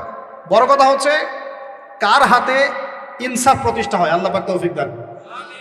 আল্লাহ পাক আমাদের সবাইকে তৌফিক দান, সবাইকে সবার জায়গা থেকে সৎ হওয়ার তৌফিক দান করুন। আল্লাহ পাক সবার আগে আমাকে সৎ হওয়ার তৌফিক দান করুন এবং আপনাদের সবাইকে সৎ হওয়ার তৌফিক দান করুন। আগে ভালো মানুষ হই, আগে ভালো মানুষ হই। আমি আমাদের মাদ্রাসার স্কুলের টিচারদেরকে আগে বুঝাই, এটা ছাত্রদেরকে এই পুঁথিগত বিদ্যা পরে শেখান, আগে শিখান তারা কিভাবে ভালো মানুষ হবে। ওদেরকে মোরালিটি শিখান, এথিক্স শিখান। বই পুস্তকে ডিগ্রি সার্টিফিকেট অর্জন করে আমি কি করব যদি আমি ভিতর থেকে মানুষ হতে না পারি? অনেক ডিগ্রি আছে আমার, কিন্তু আমি তো হিংসা করি মানুষকে, আমি আত্মঅহংকারে ভোগী, আমি অন্যের উন্নতি দেখতে পারি না, আমি মিথ্যা বলছি, প্রতারণা করছি, তাহলে আমি তো ভিতর থেকে পুঁথিগত বিদ্যায় দক্ষ হয়ে আল্লাহর কাছে পার পাবো না। পাবো? আল্লাহ পাক আমাদের সবাইকে ভিতর থেকে ভালো হওয়ার তৌফিক দান করুন বলি আমি। এটা করতে হলে প্রথম ট্র্যাক যেটা বললাম ভাই, দুনিয়ার নেশায় ডুবে যাওয়া যাবে না। দুনিয়াকে আমরা মনে করব দুনিয়া আমার প্রয়োজন, যতটুকু আমার হয়ে যায় সন্তুষ্ট থাকবে। আমরা অল্পতে তুষ্ট থাকার মানসিকতা লালন করি, আল্লাহ পাক তৌফিক দান করুন। এরপর দুনিয়ায় আসার উদ্দেশ্যটা মাথায় রাখবো, এসেছি কি করতে? আল্লাহর ইবাদত করতে। আর এই প্রশ্নের উত্তর আমরা বের করে নিয়ে আসলাম। ইবাদত মানে শুধু নামাজ, রোজা, হজ জাকাত নয়। ইবাদত মানে আমার জীবনের প্রতিটা কাজই ইবাদত। 3 শর্ত পূরণ করতে হবে। 1, আল্লাহর জন্য হতে হবে। 2, রাসূলের সুন্নাহ মাফিক হতে হবে। 3, আমাদের উপার্জনটা হালাল হতে হবে। এই হালাল এর কথা বলতে গিয়ে এই জায়গায় এসেছিলাম যে এই বিশ্বে হালাল খাওয়াটা খুব টাফ, কিন্তু অসম্ভব না। এখানে এই আয়াতের উপর আমল করলেই ইনশাআল্লাহ আল্লাহ মাফ করে দিবেন। সেটা হলো ফাত্তাকুল্লাহা মাসতাতা'তুম, ফাত্তাকুল্লাহা মাসতাতা'তুম। আল্লাহ পাক বলেছেন তোমরা সাধ্য মতো আল্লাহকে ভয় করো, তোমরা সাধ্য মতো ভয় করো। আমি বেঁচে থাকার চেষ্টা করি, আল্লাহ ওই চেষ্টাটাই দেখবেন ইনশাআল্লাহ। 3টা জিনিস আমি আপনাদের মধ্যে ঢুকিয়ে দিতে চাই আজকের লেকচারে, যেটা আমি নিজের মধ্যে নিয়ে চলি যেদিন থেকে ইসলামের বুঝ এসেছে ওই দিন থেকে। 1, স্বপ্ন। 1 কি? স্বপ্ন। আপনি স্বপ্ন দেখতে শেখেন, ড্রিম বিগ। আপনি বড় স্বপ্ন দেখতে শেখেন। স্বপ্ন দেখেন যে ইনশাআল্লাহ একদিন পুরো বাংলাদেশ কেন পুরো বিশ্বে ইসলামের জয় জয়কার হবে ইনশাআল্লাহ। কথিত ইসলাম না, প্রকৃত ইসলাম ইনশাআল্লাহ। কথিত আর প্রকৃত ইসলাম কিন্তু এক না। কথিত ইসলাম মানে ইসলামের নামে ধর্ম ব্যবসাও আছে, ইসলামের নামে মাজার পূজা আছে, ইসলামের নামে অনেক ভণ্ডামি আছে না? ইসলামের নামে অনেক কিছু চলে যেগুলো আসলে ইসলামের সাথে সম্পর্কিত না। মানুষ করছে, মানুষ ইসলাম মনে করে। আমরা কথিত ইসলামের কথা বলছি না, প্রকৃত ইসলামের কথা বলছি। কোন ইসলাম? যে ইসলাম রাসূল সাল্লাল্লাহু আলাইহি ওয়াসাল্লামের যুগে ছিল, সেই ইসলাম। যে ইসলাম আবু বকর সিদ্দিকের যুগে ছিল, যে ইসলাম উমর ইবনুল খাত্তাবের যুগে ছিল, যে ইসলাম উসমান আলী রাদিয়াল্লাহু আনহুমা তাদের যুগে ছিল, যে ইসলাম আদম থেকে নিয়ে মুহাম্মদ সাল্লাল্লাহু আলাইহি ওয়াসাল্লাম পর্যন্ত 1,24,000 নবী রাসূল আল্লাহর জমিনে প্রতিষ্ঠা করে গেছেন, ওই ইসলামের কথা বলছি। বড় স্বপ্ন দেখেন ইনশাআল্লাহ। এই স্বপ্নে আমিও একটা ভূমিকা রাখবো ইনশাআল্লাহ। এই স্বপ্নটা নিজের মধ্যে সেট করেন, তাহলে আপনার মধ্য দিয়েও ইসলাম একটা খেদমত পাবে ইনশাআল্লাহ।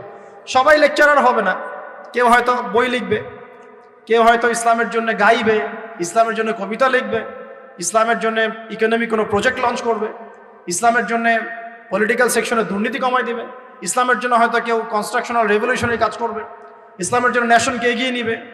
এমনকি ইসলামের জন্য নাম্বার স্বপ্নের সাথে সাথে লক্ষ্য স্থির করতে হবে। লক্ষ্যটা কি? এই লক্ষ্য নিয়ে কথা বলতেই শুরু করেছে। লক্ষ্যটা হবে পরকাল। লক্ষ্যটা কি? লক্ষ্য একটাই, জান্নাত। লক্ষ্য কি? জান্নাত। এই লক্ষ্যে কাজ করতে গিয়ে যদি আল্লাহর পথে আপনাকে গালি খেতে হয়, সমালোচনা শুনতে হয়, আপনার শারীরিক, মানসিক, অর্থনৈতিক নির্যাতন সহ্য করতে হয়, দেখবেন আপনি মন থেকে সুকুন, শান্তি ফিল করছেন। এই পথে যদি হোঁচট খেয়ে পড়েও যান, শান্তি লাগবে, ভালো লাগবে যে আমি আল্লাহর জন্য করেছি, আল্লাহ আমাকে এটার আজর দিবেন ইনশাআল্লাহ। মানুষ আমাকে অনেক ভালো বলছে, এর মানে এই নয় যে আমি জান্নাত পেয়ে গেছি। আবার মানুষ আমাকে ছিছি করছে, এর মানে এই নয় যে আমি জাহান্নামে চলে গেছি। প্রকৃত ভালো আর মন্দের মানদণ্ড আল্লাহ ফিক্স করবেন ইনশাআল্লাহ কাল কিয়ামতের মাঠে। ফামান যুহজিহা আনিন নার ওয়া উদখিলাল জান্নাতা ফাকাদ ফাজ। ওই দিন আল্লাহ পাক যাদেরকে জাহান্নামের আগুন থেকে বাঁচাবেন, জান্নাতে ঢোকাবেন, একমাত্র তারাই সফল, আর কেউ সফল নয়। আমি বলি এই আয়াত হচ্ছে, দিস আয়াত is the definition of success. এই আয়াত হচ্ছে সাফল্যের সংজ্ঞা। এই যে সাফল্য সাফল্য বলি আমরা, বাবা তোমাকে সফল হতে হবে, মা তোমাকে সফল হতে হবে, হ্যাঁ, what is the definition of success? আপনারা কি মনে করেন সাফল্যের সংজ্ঞা কি? দিস আয়াত, এই আয়াত সূরা আলে ইমরান দ্য ভার্স নাম্বার 185, 185 নম্বর আয়াত সূরা আলে ইমরান। এই আয়াতটা হচ্ছে দ্য ডেফিনেশন অফ সাকসেস, সাফল্যের সংজ্ঞা। ফামান যুহজিহা আনিন নার ওয়া উদখিলাল জান্নাতা ফাকাদ ফাজ। যাকে জাহান্নামের আগুন থেকে কাল কিয়ামতের মাঠে বাঁচানো হবে এবং জান্নাতে ঢুকিয়ে দেওয়া হবে, বাস সে ব্যক্তি সফল, আর কেউ সফল না।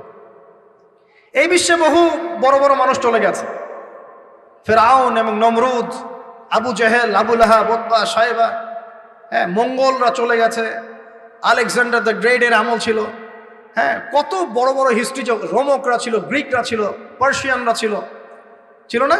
সভ্যতা পড়েছেন তো এগুলো, হিস্ট্রিগুলো। চাইনিজদের সভ্যতা ছিল, রাশিয়ান কন্টিনেন্ট ছিল, কত বড় বড় সভ্যতা পৃথিবী থেকে চলে গেছে। এগুলো তো আমরা জানি। আর যেগুলো কোরআন বলেছে, নুহের জাতি, আদ, সামুদ, মাদিয়ান, কওমে লূত, কত জাতি পৃথিবী থেকে চলে গেছে। আমরা তো শেষের দিকে আছি। মানে আমাদের আর কিয়ামতের মাঝখানে ডিস্টেন্স হচ্ছে আসর থেকে মাগরিব পর্যন্ত সময়। এই উম্মত এবং কিয়ামতের মাঝখানে ডিস্টেন্স হচ্ছে আসরের নামাজ থেকে মাগরিব পর্যন্ত সময়। নবীজি বলছেন এরকম, এই আঙ্গুল থেকে এই আঙ্গুল যেমন দূরত্ব, আমার আর কিয়ামতের মাঝখানে এতটুকু দূরত্ব। সো হিস্ট্রি তো শেষ, আমরা শেষের দিকে আছি। শেষের দিকে আসবে দাজ্জাল, ইয়াজুজ মাজুজ, ঈসা ইবনে মারইয়াম, ইমামুল মাহদি। আস্তে আস্তে ইসলামী খেলাফা রিস্টোর হবে, মানুষ আবার খারাপ হবে, ওদের সামনে কিয়ামত হবে। That's all. পশ্চিম দিক থেকে সূর্য উঠবে, এগুলো বাকি আছে। আর ভূমিকম্প কিছু, ভূমিকম্পের বছর, বড় বড় কিছু প্রাকৃতিক বিপর্যয় বাকি আছে। এখন হিস্ট্রি ঘেটে দেখেন, এরা তো চলে গেছে হিস্ট্রি থেকে। এই ব্যক্তিত্বরা কেউই সফল হবে না যদি কাল কিয়ামতের মাঠে জাহান্নাম থেকে বাঁচতে না পারে। বলেন এই বিশ্বের সবচেয়ে বড় নেতার নাম কি? আপনার কি মত বলেন দেখি। না, আমি ওই সেন্সে বলছি না। এখনকার বিশ্বের সবচেয়ে বড় পরাশক্তির নেতাকে বলেন। বাইডেন।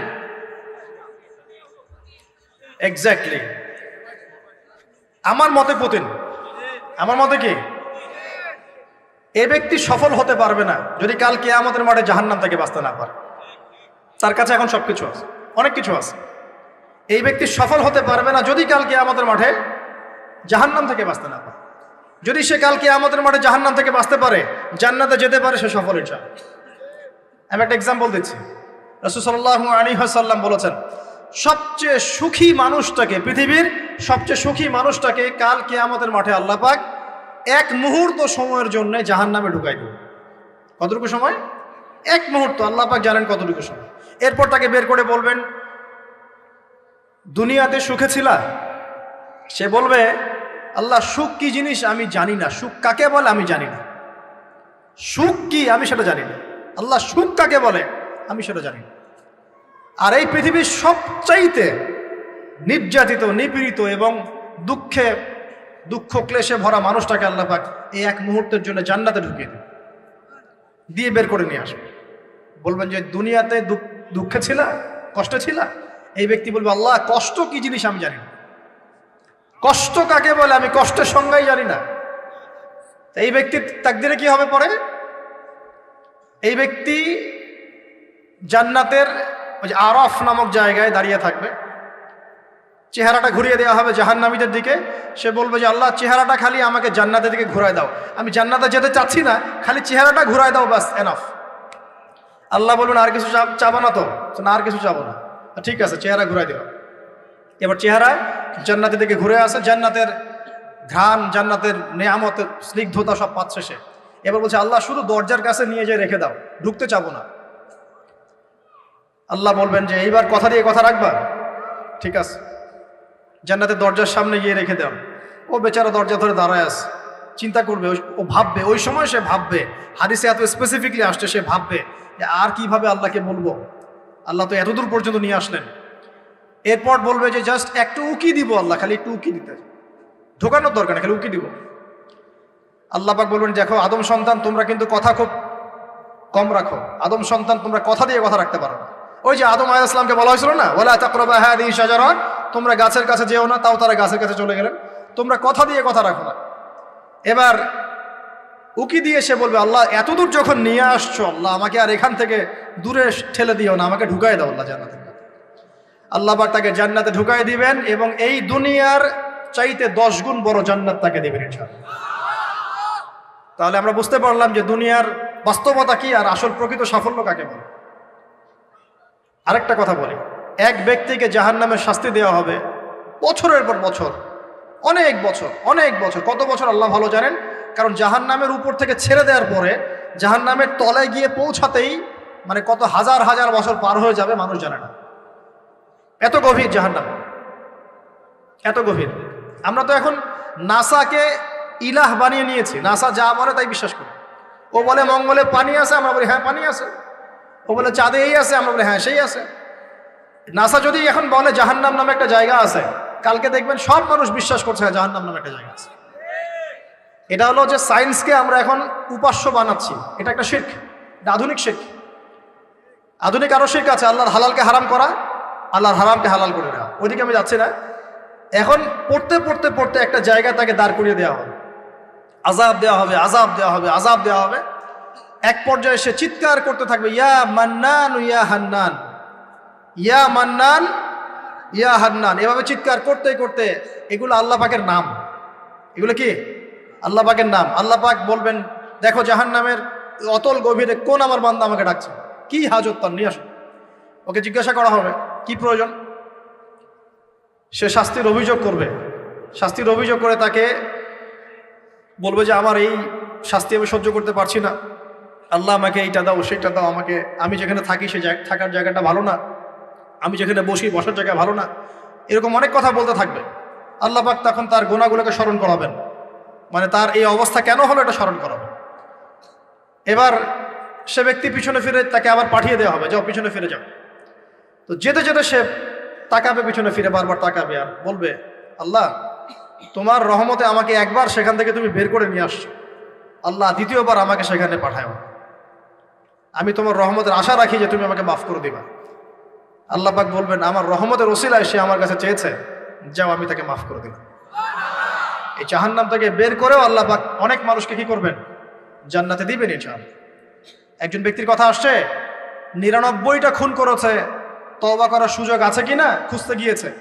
এক আবেদ যে ইবাদত করে, আলেম না আবেদ, সে বলেছে কোনো মাফ নাই, ওকেও হত্যা করে 100 পূর্ণ করেছে।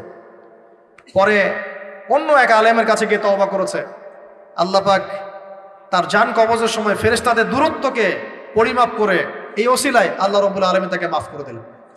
আরেক ব্যক্তিকে মাফ করেছেন আল্লাহ রাব্বুল আলামিন, যে তার সন্তানদেরকে বলেছিল আমি মারা গেলে আমার লাশটাকে পুড়িয়ে ফেলবা, অর্ধেক ছাই বাতাসে ভাসিয়ে দিবা, অর্ধেক ছাই সাগরে ভাসিয়ে দিবা, বাতাসে উড়িয়ে দিবা, সাগরে ভাসিয়ে দিবা। আল্লাহ পাক ছাই জড়ো করেছেন, করে বলেছেন কেন করেছো এই কাজ? সে বলবে মিন খাশিয়াতিকা ইয়া রাব্বি, হে আল্লাহ তোমার ভয়ে কাজ করেছিলাম, আর তুমি খুব ভালো করে জানো হে আল্লাহ আমি তোমার ভয় করেছি না অন্য কোনো কারণে করেছি।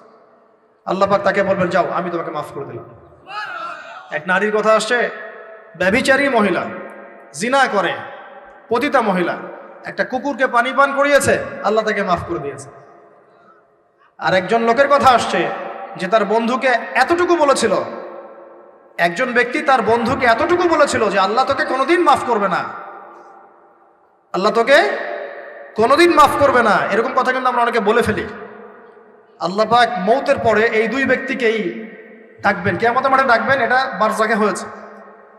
বলবেন আমার রহমত নিয়ে কথা বলার এখতিয়ার তোমাকে কে দিয়েছে? আমি কাকে মাফ করব কাকে করব না এই কথা বলার এখতিয়ার তোমাকে কে দিয়েছে? আজকে আমি তাকে মাফ করে দিলাম, তোমাকে জাহান্নামে দিয়ে দিলাম, চাপ। অতএব আল্লাহ রাব্বুল আলামিনের এই বিশাল রহমত আমরা পাবো, আশাবাদী ইনশাআল্লাহ। এই কারণে আমাদের প্রথম যে বিষয়টা ফোকাস করতে হবে, আল্লাহ রহমত পেতে হলে আমাদের অবশ্যই বস্তুবাদিতা ত্যাগ করতে হবে। আল্লাহ পাক দুনিয়া পছন্দ করেন না, দুনিয়ার মোহে যারা ডুবে থাকে আল্লাহ এদেরকে পছন্দ করেন। দুনিয়া প্রয়োজন, যতটুকু আমার দরকার আমি করব, যতটুকু প্রয়োজন নাই এই বিষয়টা আমি পেতেই হবে, চাই চাই আরো চাই, হ্যাঁ, দু হাতে চাপাও হাত পেতে নাও, ঋণ করে ঘি খাও, এইসব দর্শনের ধার ধারবো না আমরা ইনশাআল্লাহ। আমাদের দুনিয়া চলে গেলে যাক, বাকির খাতা পূর্ণ হোক ইনশাআল্লাহ তাআলা। আর এই দুনিয়াতে এসেছি আল্লাহর ইবাদত করার জন্য। শিখলাম, জানলাম, বুঝলাম ইবাদত মানে শুধুমাত্র নামাজ, রোজা, হজ, যাকাত নয়। এগুলো অবশ্যই ইবাদত, কিন্তু এগুলোই ইবাদত নয়, বরং আমাদের জীবনের প্রতিটা কাজই ইবাদত। আমাদের স্ত্রীর মুখে ভাত তুলে দেওয়া পর্যন্ত, একটা মুসলিম ভাইয়ের সাথে হাসি মুখে কথা বলা পর্যন্ত, মুসাফা করা পর্যন্ত, এভরি সিঙ্গেল ওয়ার্ড যে আমরা এই দুনিয়াতে করি, এগুলো ইনশাআল্লাহ তাআলা ইবাদত বলে কাউন্ট হবে যদি আমরা এগুলোকে তিনটা পদ্ধতিতে করি। এক, আল্লাহর সন্তুষ্টির জন্য করি। দুই, রাসূলের পদ্ধতিতে করি। এবং হালাল খেয়ে করি ইনশাআল্লাহ তাআলা। আল্লাহ পাক আমাদের সবাইকে এভাবে ইবাদত করার তৌফিক দান। আর শেষ করার আগে আমি আর কয়েকটা পয়েন্ট টাচ করে শেষ করে দিচ্ছি, রাত অনেক গভীর হচ্ছে। আসন্ন রমজান মাস আমাদের সামনে আছে। আমাদের সামনে বলতে এই তো 2 সপ্তাহ হয়তো বাকি নাই। আমি কয়েকটা পয়েন্টস খালি আপনাদের সাথে শেয়ার করবো, যে এই পয়েন্টগুলো যদি একটু ফোকাস করি, রমজান মাসটা গোনা মাফের উৎসব হবে ইনশাআল্লাহ। আমরা কলেজ লাইফে পড়তাম একটা ওয়ার্ড, উৎসবের উৎসাহ। উৎসবের উৎসাহ, এই যে ছায়ানট, উদিচি, এইসব জায়গায় যারা থাকে না, এরাও এই শব্দগুলো জানে ভালো। উৎসবের উৎসাহ, ওরা বলে যে জাগতে হবে রাত আলো জ্বেলে রেখে উৎসবের উৎসাহে, মানে রাত জাগতে হবে আলো জ্বেলে রেখে উৎসবের উৎসাহে। আমাদের এই দুনিয়ার জীবনের হায়াত কিন্তু খুব লম্বা না, খুব লম্বা কি 60 থেকে 70। এর মধ্যে আল্লাহ পাক কিছু উৎসবের উৎসাহ দিয়েছেন, যেমন শবে বরাত, যেমন শবে বরাতের রাত। এই রাতে ব্যক্তিকেন্দ্রিক তো কিছু ইবাদত করা যায়, সামগ্রিক না হন। এই রাতে আল্লাহ পাক সবাইকে মাফ করেন, 2 শ্রেণীর মানুষ বাদ দিয়ে, মুশরিক, মুশাহিন, শিরক করে যারা, হিংসা বিদ্বেষ পোষণ করে যারা, এদের বাদ দিয়ে। শাবান মাস বেশি বেশি নবী রোজা রাখতেন। আরাফার দিন, আশুরা, মুহররম, জিলহজ মাসের প্রথম 10 দিন, কিছু উৎসবের উৎসাহ আল্লাহ দিয়েছেন, তাই নাই? সবচেয়ে বড় উৎসব কোনটা বলেন তো? এই যে রমজান মাস। এখন এই মাসে আলো জ্বালা থাকবে উৎসবের উৎসাহে। কিভাবে? প্রথম কথা বলি, দুনিয়াবি বাজারঘাট, শপিং টপিং যা যা আছে আগে ভাগে এই কয়দিনে করে ফেলেন, যাদের সামর্থ্য আছে। যাদের সামর্থ্য নাই তারা, আমি বলেছি, প্রজেক্ট করতে হবে, সোশ্যাল প্রজেক্ট। আমরা সামর্থ্যবানদের টাকাগুলোকে কিছু সৎ মানুষ কালেক্ট করবেন, করে যাদের সামর্থ্য নাই তাদের ঘরে মাসের বাজার পৌঁছে দেবেন। করা যাবে না ইনশাল্লাহ? আমরা যারা এইসব জায়গায় থাকি, আমরা মনে করি সোসাইটির সবাই এমন। সোসাইটির সবাই এমন নয়। অনেক মানুষ হয়তো খেয়ে পরে থাকতে পারে না, সবাই আমাদের মতো খায় না। আমরা 10টা আইটেম নিয়ে বসি খেতে, অনেকের আলু ভর্তা জোটে না, আছে না? আমরা আমাদের জাকাত, আমাদের ওশর, আমাদের ফিতরা, আমাদের সাদাকাতুল ফিতর, আমাদের সাদাকা এবং ইফতারের প্রজেক্টগুলোকে সুন্দর করে প্যাকিং করে 1 মাসের বাজার করে দেওয়ার ক্ষমতা আমাদের নাই। একজন করে পরিবারের দায়িত্ব নেওয়ার ক্ষমতা আমাদের নাই। আপনি একটা নেন, আপনি একটা নেন, আপনি একটা নেন, আপনি 2টা নেন, আপনি 5টা নেন। দেখবেন ইনশাআল্লাহ তাআলা যখন আমরা খাবার ভাগাভাগি করে খাবো, ইনশাআল্লাহ সমাজে দারিদ্রতা কমে যাবে ইনশাআল্লাহ। কি উন্নতি, কি সবার মধ্যে সম্প্রীতি ছড়িয়ে দেওয়া উন্নতি, সবার মধ্যে এই যে ভালোবাসা ছড়িয়ে দেওয়াটা কিন্তু সমাজের উন্নতি। উন্নতি মানে আমরা আসলে কি বুঝি? খালি কনস্ট্রাকশন নির্মাণ করার উন্নতি? সবার মধ্যে সম্প্রীতি ছড়িয়ে দেওয়াটা উন্নতি। ইভেন এই প্রজেক্টে আপনি অমুসলিম ভাইকেও শরিক করতে পারেন। হ্যাঁ, জাকাতের অর্থ অমুসলিমকেও দেয়া যায়, তার অন্তর ইসলামের দিকে আকর্ষিত হবে ইনশাআল্লাহ। এই মুসলিমরা আমাকে সহযোগিতা করেছে, তার আমাদের রিলিজিয়নের প্রতি তার একটা সফট কর্নার তৈরি হবে ইনশাআল্লাহ। এগুলো করা বন্ধ করেছে বলেই তো অন্যরা এগুলো কাজ করছে। আর নীরবে আস্তে আস্তে বাংলাদেশে বহু মানুষ বিধর্মী হয়ে যাচ্ছে, এগুলো তো খবর রাখেন না। আল্লাহ পাক আমাদেরকে বোঝার তৌফিক দান করুন। আগে রমজানের প্রিপারেশন নেন, এটা গেল একটা পারিবারিক ইকোনমিক প্রিপারেশন। আধ্যাত্মিক প্রিপারেশন কি? হুট করে রমজান মাসে গিয়ে সব ইবাদত একসাথে ধরা যায় না। এই কারণে এখন থেকেই নামাজ, তেলাওয়াত, তাফসির পড়া, একটু তাহাজ্জুদ, চাষ্টের নামাজ, ইশরাকের নামাজ, জিকির আজগার, এগুলো একটু ধরার চেষ্টা করি, যাতে রমজান মাসে গিয়েই আমি একদম যেন মোমেন্টামটা যেন ধরতে পারি ইনশাআল্লাহ। আল্লাহ পাক তৌফিক দান করুন। 3 নম্বর হচ্ছে অপচয় করবো না রমজান মাসে। অনেকদিন বলছি 5টা খেজুরে যদি ইফতার হয়ে যায়, 6 নম্বর খেজুর আপনার খাওয়ার দরকার নাই, আপনি দান করে দেন। 2টো জামা দিয়ে ঈদ হয়ে যাচ্ছে, 4টা জামা কেনার দরকার নাই, বাকি 2টো দান করে দেন। আপনার পরিবারের জন্য যদি 30 কেজি চাল যথেষ্ট হয়, 40 কেজি কেনার দরকার নাই, বাকিটা দান করে দেন। বহু মানুষ রমজান মাসে ইফতার করবে, ইফতার করে আল্লাহর কাছে বদদোয়া করবে। দেখে নিয়েন, বলবে যে আল্লাহ আমি ইফতার করার খাবারটুকু পাচ্ছি না। পুরো বিশ্বের ইকোনমিক অবস্থা কিন্তু সুবিধার না। আস্তে আস্তে আমাদের এগুলো বুঝতে হবে। আল্লাহ পাক আমাদেরকে শুধু কোরআন তেলাওয়াত করলেই তো হবে না, এগুলো অর্থ তো বুঝতে হবে। কোরআন হাদিস দিয়ে বিশ্বটাকে তো ডিল করতে হবে, হবে কি না? আল্লাহ তৌফিক এনায়েত করুন। অপচয় না করি। আর রমজান মাস আসার আগেই আল্লাহর ওয়াস্তে সবার ঘরে ঘরে কোরআন এবং কোরআনের তাফসির কেনা চাই। এই রমজান মাস আমরা কোরআন পড়ে শেষ করে দেবো ইনশাআল্লাহ। রমজান মাসের সবচেয়ে ইম্পর্টেন্ট জিনিসটা কি বলেন তো? কোরআন নাজিল হওয়া। শাহরুর রমাদানাল্লাযী উনজিলা ফীহিল কুরআন। রমজান সেই মাস যে মাসে কি নাজিল হয়েছে? কোরআন। অতএব সবচেয়ে ইম্পর্টেন্ট পার্ট রমজানের কোরআন। যারা কোরআন তেলাওয়াত করতে জানি না, পড়া শিখবো, রাজি আছি ইনশাআল্লাহ? রমজান মাসের পুরো 30 দিন আমরা কোরআন তেলাওয়াত করা শিখবো ইনশাআল্লাহ। স্থানীয় ইমাম থাকতে পারেন, টিচার থাকতে পারেন, অনলাইনে শিখতে পারেন, অফলাইন কোর্স করতে পারেন, যেভাবে হোক আপনাকে শিখতে হবে। এর পাশাপাশি যারা হাফেজ এবং আমরা টুকটাক যারা আরবি বুঝি, আমাদের প্রতি নসিহত হচ্ছে রমজান মাসে 30 দিনে প্রতিদিন 1 পারা করে আমরা তাফসির পড়বো। 30 দিন 30 পারা শেষ ইনশাআল্লাহ। পারা যাবে ইনশাআল্লাহ? রমজান মাসে আর কি কাজ করব? তারাবি সালাত জামাতে পড়ার চেষ্টা করব। আর যে তারাবি জামাতে পড়বে সে 5 ওয়াক্ত নামাজ তো অবশ্যই জামাতে পড়তে হবে। জামাত যদি কোনো কারণে মিস হয়ে যায়, নামাজ বাদ। একাকেই হলেও নামাজ পড়তে হবে। হ্যাঁ, যদি দেখেন জামাতে তারাবি পড়তে পারছেন না, ফ্যামিলিকে নিয়ে প্রয়োজনে তারাবি পড়েন। ফ্যামিলি মেম্বারদেরকে নিয়ে আপনি তারাবি পড়েন। আপনি পুরো কোরআনের হাফেজ না, 1 পারা জানেন, 1 পারা দিয়ে পড়েন। আপনি 20টা সূরা জানেন, একটা সূরা বারবার রিপিট করে করে পড়েন। নামাজটাকে ধীর স্থিরভাবে লম্বা করেন।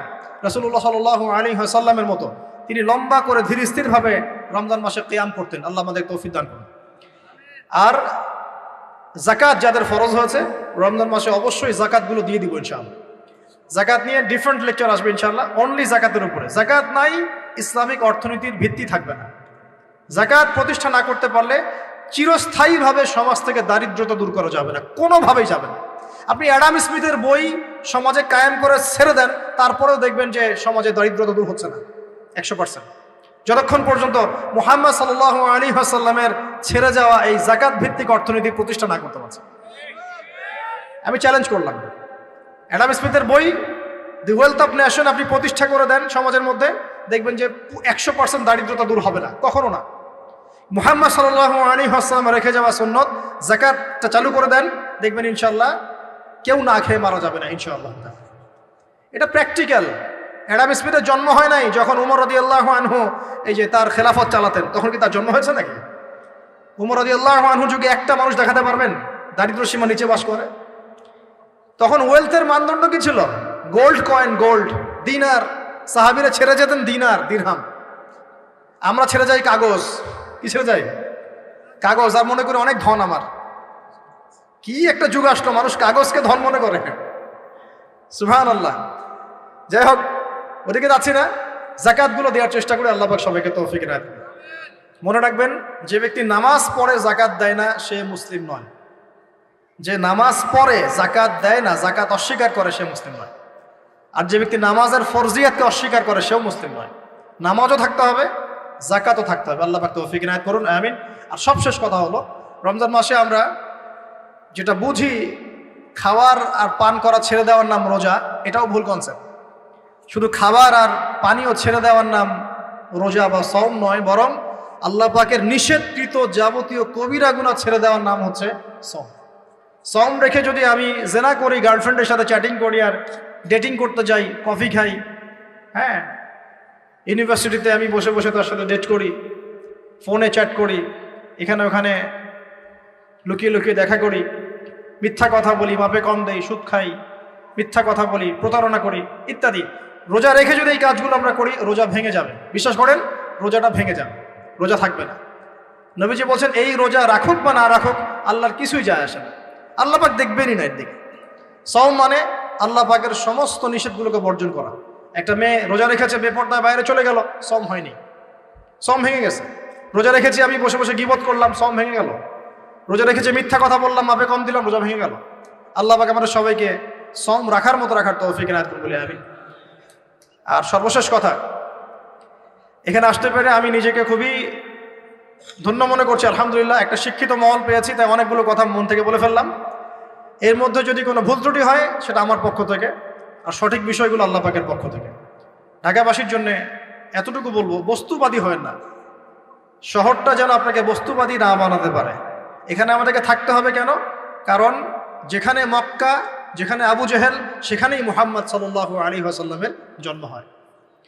যেখানে ইব্রাহিমের পিতা আজার, সেখানেই ইব্রাহিমের জন্ম হয় নাকি? এবং তারা একটা সময় পর্যন্ত চেষ্টা করতে থাকেন সমাজের মানুষকে সঠিক পথে আনার জন্য। যখন পারেন না, তারপর কি করেন? চলে যান। ইব্রাহিম আলাইহিস সালাম চলে গেলেন, আব্বাকে নসিহত করতে করতে ক্লান্ত, আর বোঝে না। রাসূল সাল্লাল্লাহু আলাইহি ওয়াসাল্লাম একদিন মক্কায় 13 বছর কাজ করলেন। 13 বছর দাওয়াতি কাজ করার পর মক্কার মানুষ আর তাকে সহ্য করেন। সাহাবীদেরকে নিয়ে বেচারা তিনি চলে গেলেন কোথায়? তো আমরা এই শহরে থাকবো ঠিকই, এই শহর যেন আমাদেরকে বস্তুবাদী না বানাতে পারে। দুনিয়ার বেঁচে থাকবো, দুনিয়াকে প্রয়োজন মনে করে, দুনিয়ার পূজায় ডুবে যাব না। যতটুকু প্রয়োজন এতটুকুতে সন্তুষ্ট থাকবো ইনশাআল্লাহ। অবশ্যই দুনিয়ার প্রয়োজন আছে, তবে দুনিয়ার পূজায় ডুবে যাব না, মধ্যমপন্থী থাকার চেষ্টা করবো ইনশাআল্লাহ। আর এই শহরের অন্যতম সমস্যা হচ্ছে সুদ বা রিবা। আল্লাহর ওয়াস্তে রিবা ত্যাগ করার চেষ্টা করেন, আল্লাহ পাক তৌফিক দেন। এই শহরের অন্যতম সেরা সমস্যা বেপর্দামি, অশ্লীলতা, হ্যাঁ, বেহায়াপনা এবং ফ্রি মিক্সিং, ফ্যামিলিস্ট রেভলিউশন, নারী পুরুষের পোশাক পরে, পুরুষ নারীর পোশাক পরে, জেনা। শহরটাকে আমরা জেনা শহর বানাচ্ছি আস্তে আস্তে। মাদকের ছয়লাভ হচ্ছে, জেনার ছয়লাভ হচ্ছে, প্রতারণা, কারাপশন, আমানতদারিতার অভাব, অবিশ্বাস, চতুর্দিকে অবিশ্বাস, কেউ কাউকে বিশ্বাস করতে পারে না। আল্লাহ পাকের কিছু বড় বড় গজব আসার যে কারণগুলো আছে, এই প্রতিটা কারণ অলরেডি আমাদের উপর ওয়াজিব হয়ে গেছে। কিভাবে বাঁচতে পারি? প্রথমত আল্লাহ পাকের কাছে খাস তওবা করতে হবে। আল্লাহ পাক আমাদের সবাইকে খাস তওবা করে দিনে ফিরে আসার তৌফিক দান। 2 নম্বর, আল্লাহর কাছে আমরা ওয়াদা করব, আল্লাহ দুনিয়াতে যতদিন বেঁচে আছি তোমার আদেশ, তোমার নবীর আদেশ মেনে চলবো ইনশাআল্লাহ। আমরা জানি 100% পারবো না, যতটুকু পারি চেষ্টা করবো ইনশাআল্লাহ। আর কি করব? দ্বীনের ইলম অর্জন করার চেষ্টা করবো ইনশাআল্লাহ। আমাদের পরিবার বর্গকে পর্দায় রাখবো ইনশাআল্লাহ। পরিবারের মধ্যে হালাল রিজিকের ব্যবস্থা করবো ইনশাআল্লাহ। অল্পে তুষ্ট থাকার মানসিকতা লালন করব। অসহায় গরিব দুঃখী মানুষের পাশে থাকার চেষ্টা করবো ইনশাআল্লাহ। জাতির মধ্যে ফিকশন, ফাসাদ বাড়িয়ে দেব না, বরং আমরা শান্তিপ্রিয় মানুষ, শান্তিপ্রিয় থাকবো। গঠনমূলকভাবে আমরা যুগ এবং জিজ্ঞাসার জবাবগুলো উপস্থাপন করবো ইনশাআল্লাহ। যার অন্তরে আল্লাহ হেদায়েত দিবেন সে মানবে, যার অন্তরে আল্লাহ হেদায়েত দিবেন না সে মানবে না। এভাবে ইনশাআল্লাহ আমরা আমাদের জীবনটাকে এগিয়ে নিব এবং আমাদের সন্তানদেরকে মানুষ করে যাবো ইনশাআল্লাহ, যাতে করে আমাদের পরবর্তী বিশ্বটাকে ওরা ডিল করতে পারে। আমি জানি না তারা কি করবে, তারপরেও এতটুকু বলি যে আমাদের সামনে একটা ভয়ঙ্কর বিশ্ব অপেক্ষা করছে। যদি আমরা এখন সচেতন হতে না পারি এবং এই প্র্যাকটিক্যাল কাজগুলো করতে ব্যর্থ হই, আগামী দিনগুলো আমাদের জন্য খুব শুভকর হবে বলে আমি মনে করি না। আল্লাহ রাব্বুল আলামিন আমাদের সবাইকে কথাগুলো বোঝার এবং আমল করার তৌফিক ইনায়াত করুন, আমিন। আকুলু কওলি হাযা আস্তাগফিরুল্লাহ লি ওয়া লাকুম ওয়া লিসাইরিল মুসলিমিন। বারাকাল্লাহু লানা ওয়া লাকুম বিল আয়াতিল হাকীম। ইন্নাহু তাআলা জাওয়াদুন কারীম ওয়া রাউফুর রহিম। আমরা আল্লাহর কাছে দোয়া করব একটু